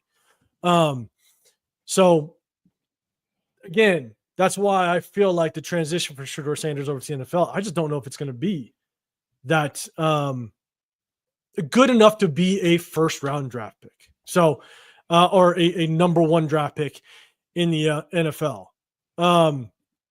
Steve Erling, I appreciate the super chat, man. I appreciate you coming through. you're saying Bryce and AR are slowly improving. If they can get better, why not Cam? At least if Cam sucks, he'll get the top pick rather than a 10 to 15 pick. That they are slowly improving. You look at Bryce Young. Bryce Young, he did well today. He probably had his best game against the Bucks last week. Yeah. Chris, you've heard me about my opinion on Anthony Richardson over there. I don't think he's going to be very good. But at the same time, if Steichen over there can get the best out of him, then more power to you. But I think if we pull the trigger at number one, or even if we're sitting at number two, if I get a quarterback, I do think it's Cam Ward. Yeah, and I think that's a good comment because Bryce and AR, they are getting better. I remember this time last year, or actually earlier this season, that's what everybody was telling me. Oh, Aiden O'Connell, he was the second best rookie quarterback of that class. Blah blah blah. Right after who was CJ, and I'm like, guys, Bryce is going to get better. At the end of the day, Bryce is going to get better. You got to give guys a chance to develop, and even AOC might end up getting a little bit better, but I just don't see it. But just sticking to just these quarterbacks, I do like Aller. Like he played good yesterday, but again, it just depends on what some of these guys. In fact, I'm not even sure if they ended up still going to the playoffs. I'm not sure how that even worked out for them. That may have knocked them out, honestly. So I won't get a chance to see any more Drew. So I will be able to see the Oregon quarterback, to watch him some more. But I just don't know, man. It's tough because those draft picks mean a lot now that we have Telesco, but I just don't want to miss out on a guy that I think can help take us to the next level. And like I said, I think it's Cam Ward. So we'll see. Yeah, and I'm with you. And then you got Jeff, for sure, you're saying isn't Drew Aller 20 years old? Yeah, he's young. I think he's a redshirt junior right now, and so he might stay another year. And so if he stays another year, then obviously he's out of the question. And I'm never the one that's going to want to play for a quarterback next year, to be dead honest, because you never know what's going to happen. Right. Everybody talks about the Archie Manning that's coming out. You can have an injury, and all of a sudden that plan's out the window. So I never take into consideration if we could get a quarterback next year. Right. I just take for what the quarterbacks are today versus the talent that we have in the building. I mean, the one kid I want to watch a little more film on is that McMillan kid, the receiver from Arizona. Oh yeah, you like him? Yeah. I want to watch more on that kid just to kind of see, because I think he's going to possibly be a top 10 kid. You match him up with Jacoby Myers and Brock Bowers. I mean, that is a receiver core. Yeah. That any quarterback that can drop in and play around with. And so, Steve, you're saying Miami's own line is tied for 7th overall with pressures allowed. They're not that great. I didn't think they were a strong line, just because I watched a lot of Miami play, and it seems like he had to evade a lot. Yeah. And Dixon Side, you're saying my favorite Sunday football snacks with wings and onion rings. Hey, you can't beat no good. And someone was saying bone in only, Myra G, bone in only. Snacks and onion rings, man. Yeah, you can't hate on any some good wings. Alex M and Bill, I appreciate you. We'd love to get a running back like Hampton in the draft. I think we will target a running back. Yeah, got to in the draft for sure. So, and then Dre, for sure, you said Drew Aller does fit the prototype quarterback for Telesco. He does. I agree with you. And so, sorry, boneless rings aren't even wings. You're right. Frank Perez. It just shows you don't know nothing about drafting the quarterback. You're an idiot. The Texas quarterback sucks. I don't know who you're talking to. Let me know. Talking to me, we'll have fun with it. A lot of people gave me shit about Bo Nix too. And I came on there and talked about Bo Nix. I thought he was going to be good with Sean Payton.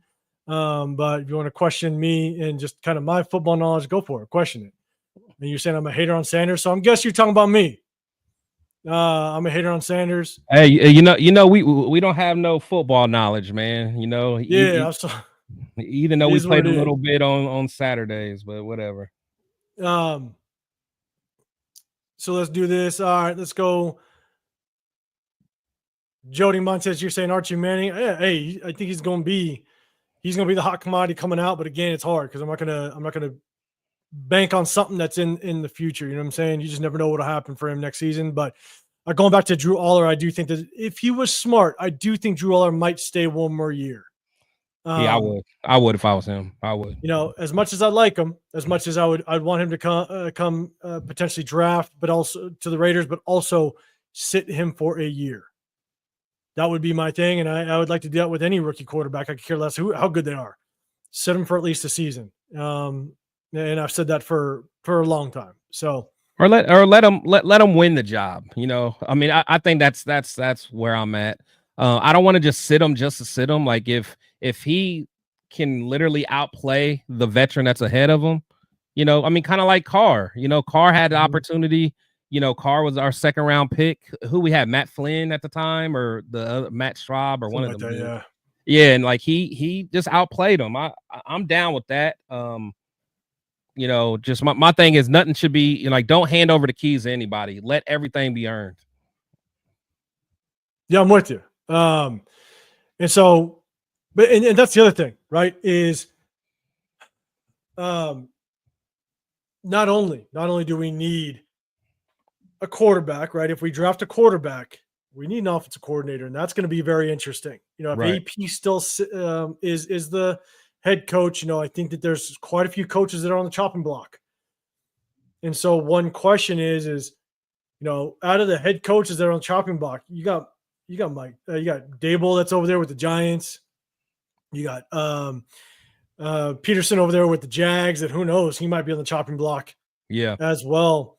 I would be curious if, you know, AP kind of had, and AP's got to have the rapport, right? AP's got to be able to have the name and the respect amongst the league. That's actually one thing that when I was watching Hondo Carpenter, just, you know, kind of get some of the updates, and I emailed Hondo Carpenter, asked him the question, but he never responded. Is he said that AP has respect amongst the league, and I'm sitting there going, okay, from who exactly? We're 2-11. We're a very undisciplined team. I'm really curious as to who amongst the coaches in this league just overwhelmingly respect Antonio Pierce to come over here and be like, I'm going to be an offensive coordinator under you. Yeah. Like, would Brian Dable want to come over and coach under Antonio Pierce if he's got the pick of other suitable avenues? I'm looking across the league, and I don't know who is maybe better, who would be a more or a less respected head coach than AP right now. I mean, that makes sense because he doesn't have the. I mean, he doesn't have the experience. Yeah, no, you're right. You know, for me though, I'm looking at someone like a Byron Leftwich, who should have been taken very seriously the first time around for even head coach positions, but he never got one. And I know, you know, we think about how the Raiders view certain things. But at this point, you know, the Raiders going to have to kind of be done with the old school way of thinking. I know people make mistakes, but Bieniemy, you know, he's going to be available. You know, I know he just was kind of I think he just left college, but, you know, regardless of what happened there, he has a resume that shows that, you know, he can coach the offensive side of the ball, regardless of what people think of him, his personality, or whether he can interview well or not. And regardless of his charges he's had, the guy can coach offensive football. Under him, that's when Mahomes is playing his very best. I would love to see either someone like Leftwich or Bieniemy. To be honest, he needs somebody like that to some that will immediately have some kind of name recognition, that has a resume of showing that they can move and put points on the board. But like you said, I don't think someone like a Dable, or like, they're not going to be just sprinting for this position and, you know, bending over backwards to come here. No, but the only problem with Bieniemy is, again, it's like it's trying to figure out who was really running the offense, right? Is Bieniemy is actually that offensive mind? Was it Andy Reid? Obviously, we all know it's Andy Reid. It's like honestly, you're looking at some of these coaches that sat behind some of these the Mike McDaniels, the Sean McVays, all these guys moving on. It's like who's really the mastermind behind it, and that's my only concern with Bieniemy. Plus, with Bieniemy's history, I don't know if he'd ever be hired on with the Raiders. Yeah, but I think at some point, man, we gotta move past that. Honestly, but it is what it is. So I think Frank President's talking to me. Who throws the ball in? Hey, I got to keep it clean for YouTube, but you can shut the fuck up. That's all I got to say. That's all I got to say. You can shut your ass up. You keep talking to me. Stupid motherfucker. Okay. That's it, though. That's all I got. That's all I got for him. No bitch. Okay. There you go. I know something said that. Oh no, something said that behind me. My bad. My bad. But yeah, man, I mean, at the end of the day, for me, I think that that's my biggest thing is we got the draft coming up and we're going to be sitting at a top pick. And so that's going to be the talk moving forward. My biggest thing with Antonio Pierce is I just want to see how well does this team continue to play for him. And at the same time, can he prove that he can get this team back to just playing disciplined football? Because that's all he can prove right now. Yeah. It's game situation and disciplined football. That's it. That's all he's got. Because outside of that, there's nothing else that he can prove. The record's trash, but I'm still, in my opinion, I'm still giving him a little bit of leeway, because the same leeway I gave Lugetzi in the beginning. It's just nothing but injuries. Right. It's nothing but injuries. It's shitty situations, and you just can't win off of it. And so I'm not fully just throwing the record there and saying that he's trashed just solely because of the record. But man, if he continues to have an undisciplined football team, that is solely on him. And if he continues to do stupid things like challenging that catch, I mean, it just didn't make any sense. Mm-hmm. That's where my concern comes into play. And are you going to be that leader moving forward? And so it still remains to be seen. It's still under evaluation. And at the same time, I think Tom Brady's in that building now that has Mark Davis's ear. Does Mark Davis fully buy into AP? Because I think that's why the Mike Vrabel talks have started to happen. And so real quick, man, Chris, what's your thoughts on, do you think Tom Brady is going to have a huge hold on. I did want to respond to something that Scott Hay, shout out to you, Scott Hay, at the bottom comment he had. So I got to catch up, man. That's my fault. This one? Yeah. So, and I agree. Like, I think that's how a lot of us are thinking, that he would never allow Bieniemy in the building out of respect of Fred and kind of what their family went through. However, Tom Cable had the domestic violence, accusations, and I think he actually had charges as well. And they let Tom Cable back in the building. So, from my understanding, there was a conversation that was had. And I think that, granted, we don't support any kind of domestic violence or anything like that. But I think there should at least be a conversation. And actually, I think he did. Did he actually interview with this? He interviewed this time around, didn't he? For the OC with Getsy and all them? Bieniemy. Now thinking about it, did he come in for an official interview? I think he did. I know Hugh Jackson did, and I thought Bieniemy did too. I don't think he did. I could be wrong. I don't think he did. Okay, chat. You guys may remember. I know his name was in there, but anyway, the reason I say all that is that they did allow Tom Cable back in the building, so I don't want to just fully negate an opportunity for Bieniemy because of that. I don't know how long ago that was, but I think we're at the point where conversation should be had, and we should be able to move forward. Just kind of depending on the conversation, to be honest.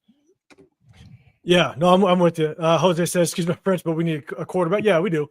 I think nobody argues that. Any Raiders, you're saying Dable would if Vrabel was the head coach. I can see that. Yeah, because I think Vrabel's going to pull some respect in the league without question. What he did with the Titans was good over there. Obviously the situation just fell apart, but Vrabel did some good things over there with the Titans as well.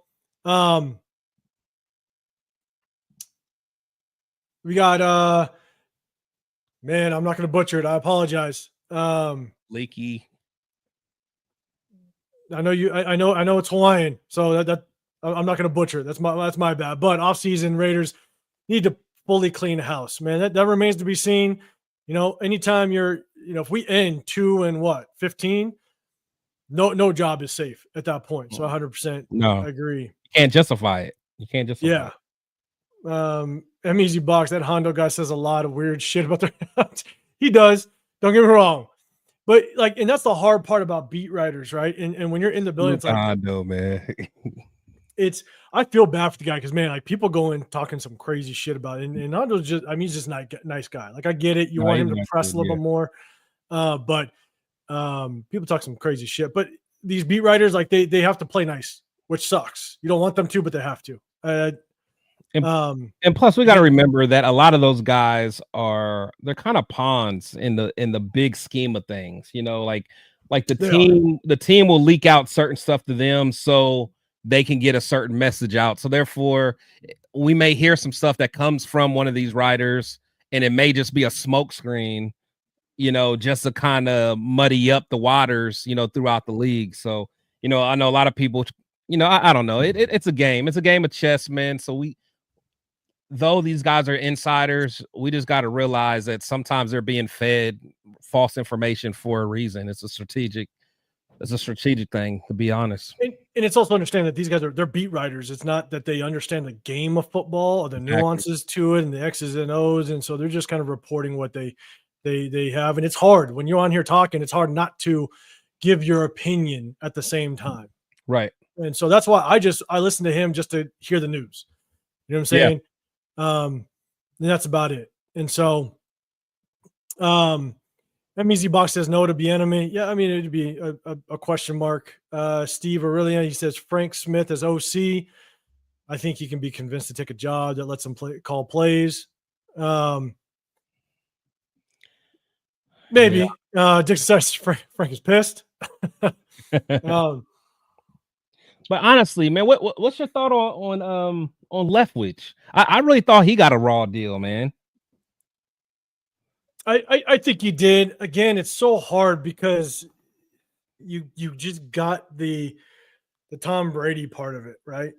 I mean, he's there with Tom Brady. They go and win a Super Bowl, and it's like, and to be honest, I don't know if they won that Super Bowl because of the offense. It was more because of the defense. Yeah, and run game. Yeah, too. like that defense took it to. That was how everybody understood, or at least tried to mold teams to try to figure out how to beat Patrick Mahomes.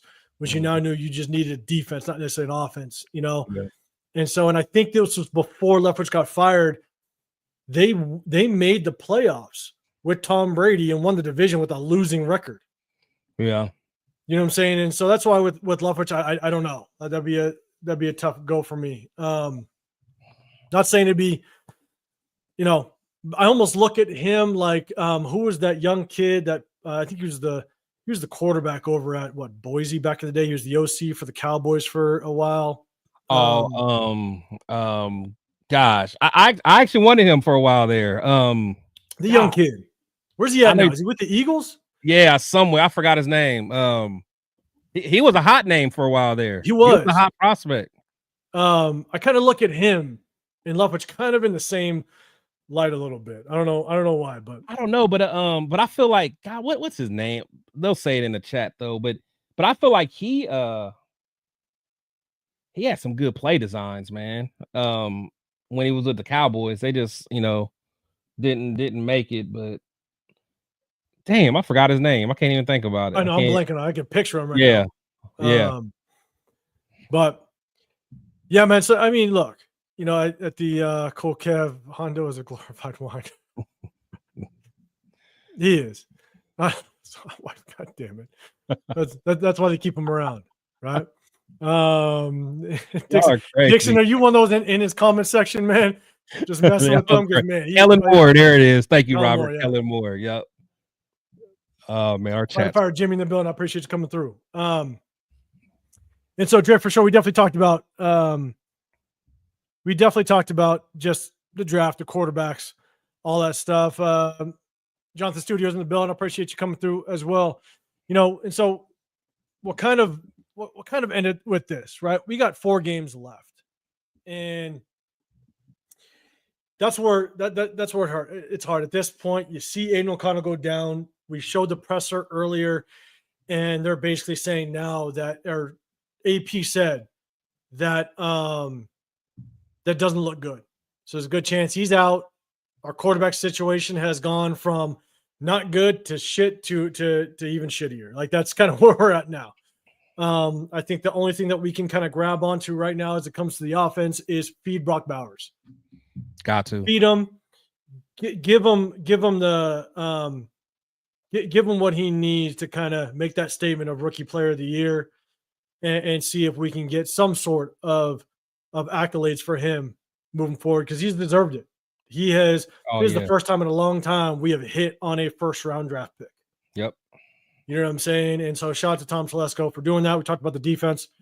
But,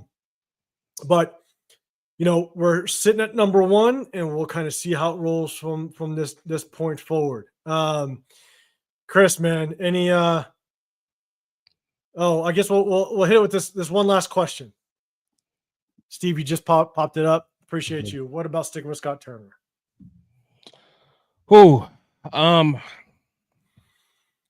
thing is, I'm not mad at what I'm seeing from Scott Turner, to be quite honest. Again, he's just like AP. I mean, we just don't have that much to work with, but you can see a difference of just Scott's mindset. I mean, we're taking shots down the field, within the first 2 plays of the game. We're keeping, making sure that defense stays honest. I feel like our spacing of the plays are a lot better. There hasn't been too many like boneheaded play calls where you're just like, why did we run that play? But if we're going to get a new quarterback, man, it just, I would have to look more into Scott's background to see, what young quarterbacks he may have worked with. What kind of quarterbacks is he kind of he gets credit for developing, because we cannot mess up. We cannot mess up this season. When we get our young quarterback and pairing them with somebody that can really develop a quarterback. So I would have to do a little bit more research in his background, kind of what he did in Washington and the other places he was at. So more to come on that.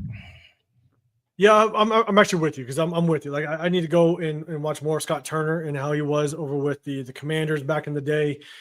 I mean, shit, I think he was with them back when they were the Redskins back in the day. Yeah, it was. Yeah. And here's my thing is, I think our offensive makeup is completely different today than it was when we started the season. Oh yeah. And is that why our offense looks a little bit better, right? I mean, this is our 5th game in a row that we've consistently had the same 4th or 5th game in a row that we have consistently had the same offensive line. Offensive lineman. Yeah. Chemistry is huge. That's huge. Yeah. Yeah. It's huge. We finally have a running back that can see holes. Zamir White was not that. Yeah. We finally have some healthy receivers, right, that have had plenty of time in the system now.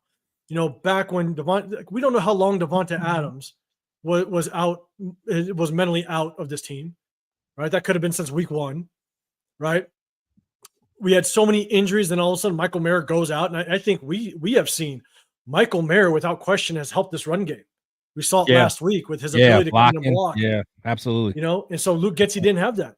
Luke Getsy didn't have it, and it was gone like that. It wasn't like it was expected, and you can prepare for it. It was just gone. And we had so many games where Trey Tucker and DJ Turner were our number 1 and number 2 receivers, with a bunch of practice squad receivers, a bunch of practice squad tight ends. Harrison Bryant went out half game, one of the games. Like, our offense was just trash personnel-wise, just because so many players were hurt, so many practice squads, And I mean, shit, against that Cincy game, 3 offensive linemen went down in one game, Yeah, and so that was crazy. we literally have had a 4-game stretch where we're actually somewhat healthy, which is crazy, right? Yeah. We've had a good offensive line, better running back play, just more consistency now. Hard part, and we now know Luke Getsy was working with a quarterback that just could not push the ball downfield, point blank, period. Like Gardner Minshew could not push it downfield. Aiden O'Connell is now trying to, right? He's doing more of it. And when we broke down film, there was opportunities where we could have taken shots downfield, but Gardner Minshew saw it and just didn't pull the trigger. It's true. So that's where it's hard. I do think Scott Sanders is working with just more consistency. He's working with just more prepared talent around him, but it is tough because now Aiden O'Connell goes down, and now he's working with Desmond Ridder or possibly Carter Bradley, and then we'll really see just how this offense starts to look. Yeah, and to be honest, I don't know how these next few weeks are going to go, but we may not be playing against Derek Carr by the time we play them because he got hurt. I know he had concussion, but I think he hurt his hand as well. So I don't know how. I think it was his throwing hand. So I don't know how that's going to look. Did he get hurt today? Yeah, he got hurt at the end. Almost messed up my parlay because the Giants were about to beat him. I'm like, come on, Carr, man. But yeah. So it's gonna be interesting to see how the rest of the season goes, man. See if we keep our number 1 spot or not. We'll see.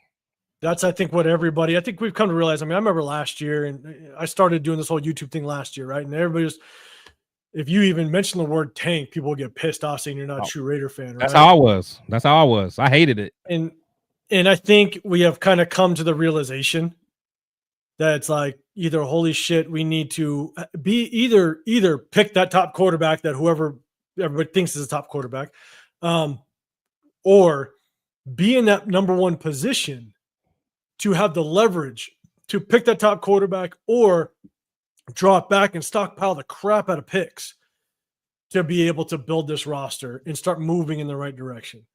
But I also think that this Raider fan base is going to be completely divided on whether or not who the quarterback's going to be that you pick, whether or not you drop back, and even if Antonio Pierce is the right guy to lead the next set of roster, the next roster next year. I mean, without question, this entire fan base is going to be torn. And so, Wild Turkey, man, appreciate you coming in the building. Loco 6 in the building as well. 2-15, baby. It's looking like that.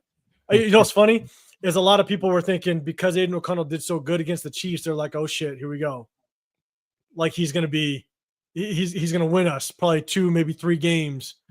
And now we're going to lose that number 1 draft pick. Yeah. So he's out now. Ain't got to worry about that. Did they already announce that he's out for the season or something? I thought I saw someone say in the comments. I don't know if they mentioned anything or what the injury was for sure. So no, I think it didn't look good though. So I imagine he probably won't be back. It didn't look good, and obviously AP went up on that presser and instantly said, doesn't look good. Yeah. So I think just getting carted off the field in an air cast, just not good at all. Yeah. And yes, Jose, as Raider fans, we're just waiting for the season to end and go to the draft. But hey, I still will enjoy some games. I still want to watch the Raiders play every Sunday because, at least my kids look forward to it because every time we score a touchdown, they get some candy. That's the way I'm brainwashing them to be Raider fans. Jeff, man. We for sure divided. Yep. What to do on the draft. Without question. Big 183 appreciates coming to the building. Hopefully we can all, as a nation, stay down for the come up. Yeah. You just gotta stay, when it comes to it, you just gotta we're all ride or die Raider fans. We're still gonna be here. Yeah, we're here. We're just hoping shit changes. You know what I'm saying? Yes, Firefighter Jimmy 132. We're done for the season. I'm sorry. It is what it is. Larry Fleming, I appreciate you. I'm all for stockpiling picks for Tom Telesco. Yeah, with you. And yes, Wild Turkey, my kids don't eat too much candy.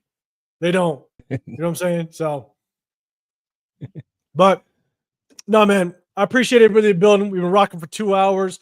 We just recapped the entire game. We just wanted to make sure that we come on here. We went through the stats, kind of gave us our ins and outs of some of the things that we liked. Also, some of the things that we know is going to be an issue moving forward. We broke everything down. We appreciate everybody in the building. Chris, man, you got any final thoughts? I'll throw that to you and give the chat your last thoughts. Yeah, man. We just got to just continue to, cheer our guys on. At the end of the day, they are out there playing hard. But just as fans, just so we're more knowledgeable fans, just continue evaluating what we see as fans as well. Want to see some of these guys, the Adam Butlers of the world, the Chasons of the world, guys that, we're kind of under the radar. Let's see what other guys are out there that can be part of the team next year that we want to see come back. So it is what it is, man. So we just got to keep cheering and get ready for this draft, man, and start watching these college prospects, because that's kind of what we got to live for right now. That's what we'll be dipping into. Hey, college bowl season's around the corner, and this is where you like to see some of this competition. For sure.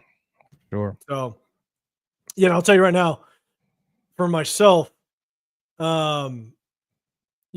definitely have to look at it as a business at this point, because that's what the NFL is. And we definitely want to look at who we're going to hang our hat on moving into the next season, because these players are going to continue to play hard. Don't get me wrong, because these players, there's only one person on this roster that I think is locked up, which is Max Crosby. Oh, yeah. Everybody else is trying to either audition tape. Yeah, audition for another roster spot on this Raiders team next year, or for anybody that is trying to look for free agents next year. Like these players are going to continue to ball as much as can. So when we sit there and say, oh, they're competing for AP, maybe, but I'm not 100% sold it's always just on AP. Yeah. It's because they want to make sure that they can find themselves another team next year. Oh, yeah. Yeah.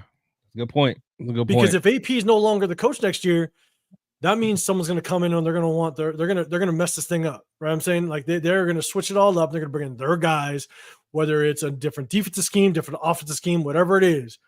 They're going to want their guys. We all know that with new coaching staffs. Yeah, and plus, and the first thing that those new guys are going to do, or the new coaching staff's going to do, is, hey, I want to watch the film of the team last year.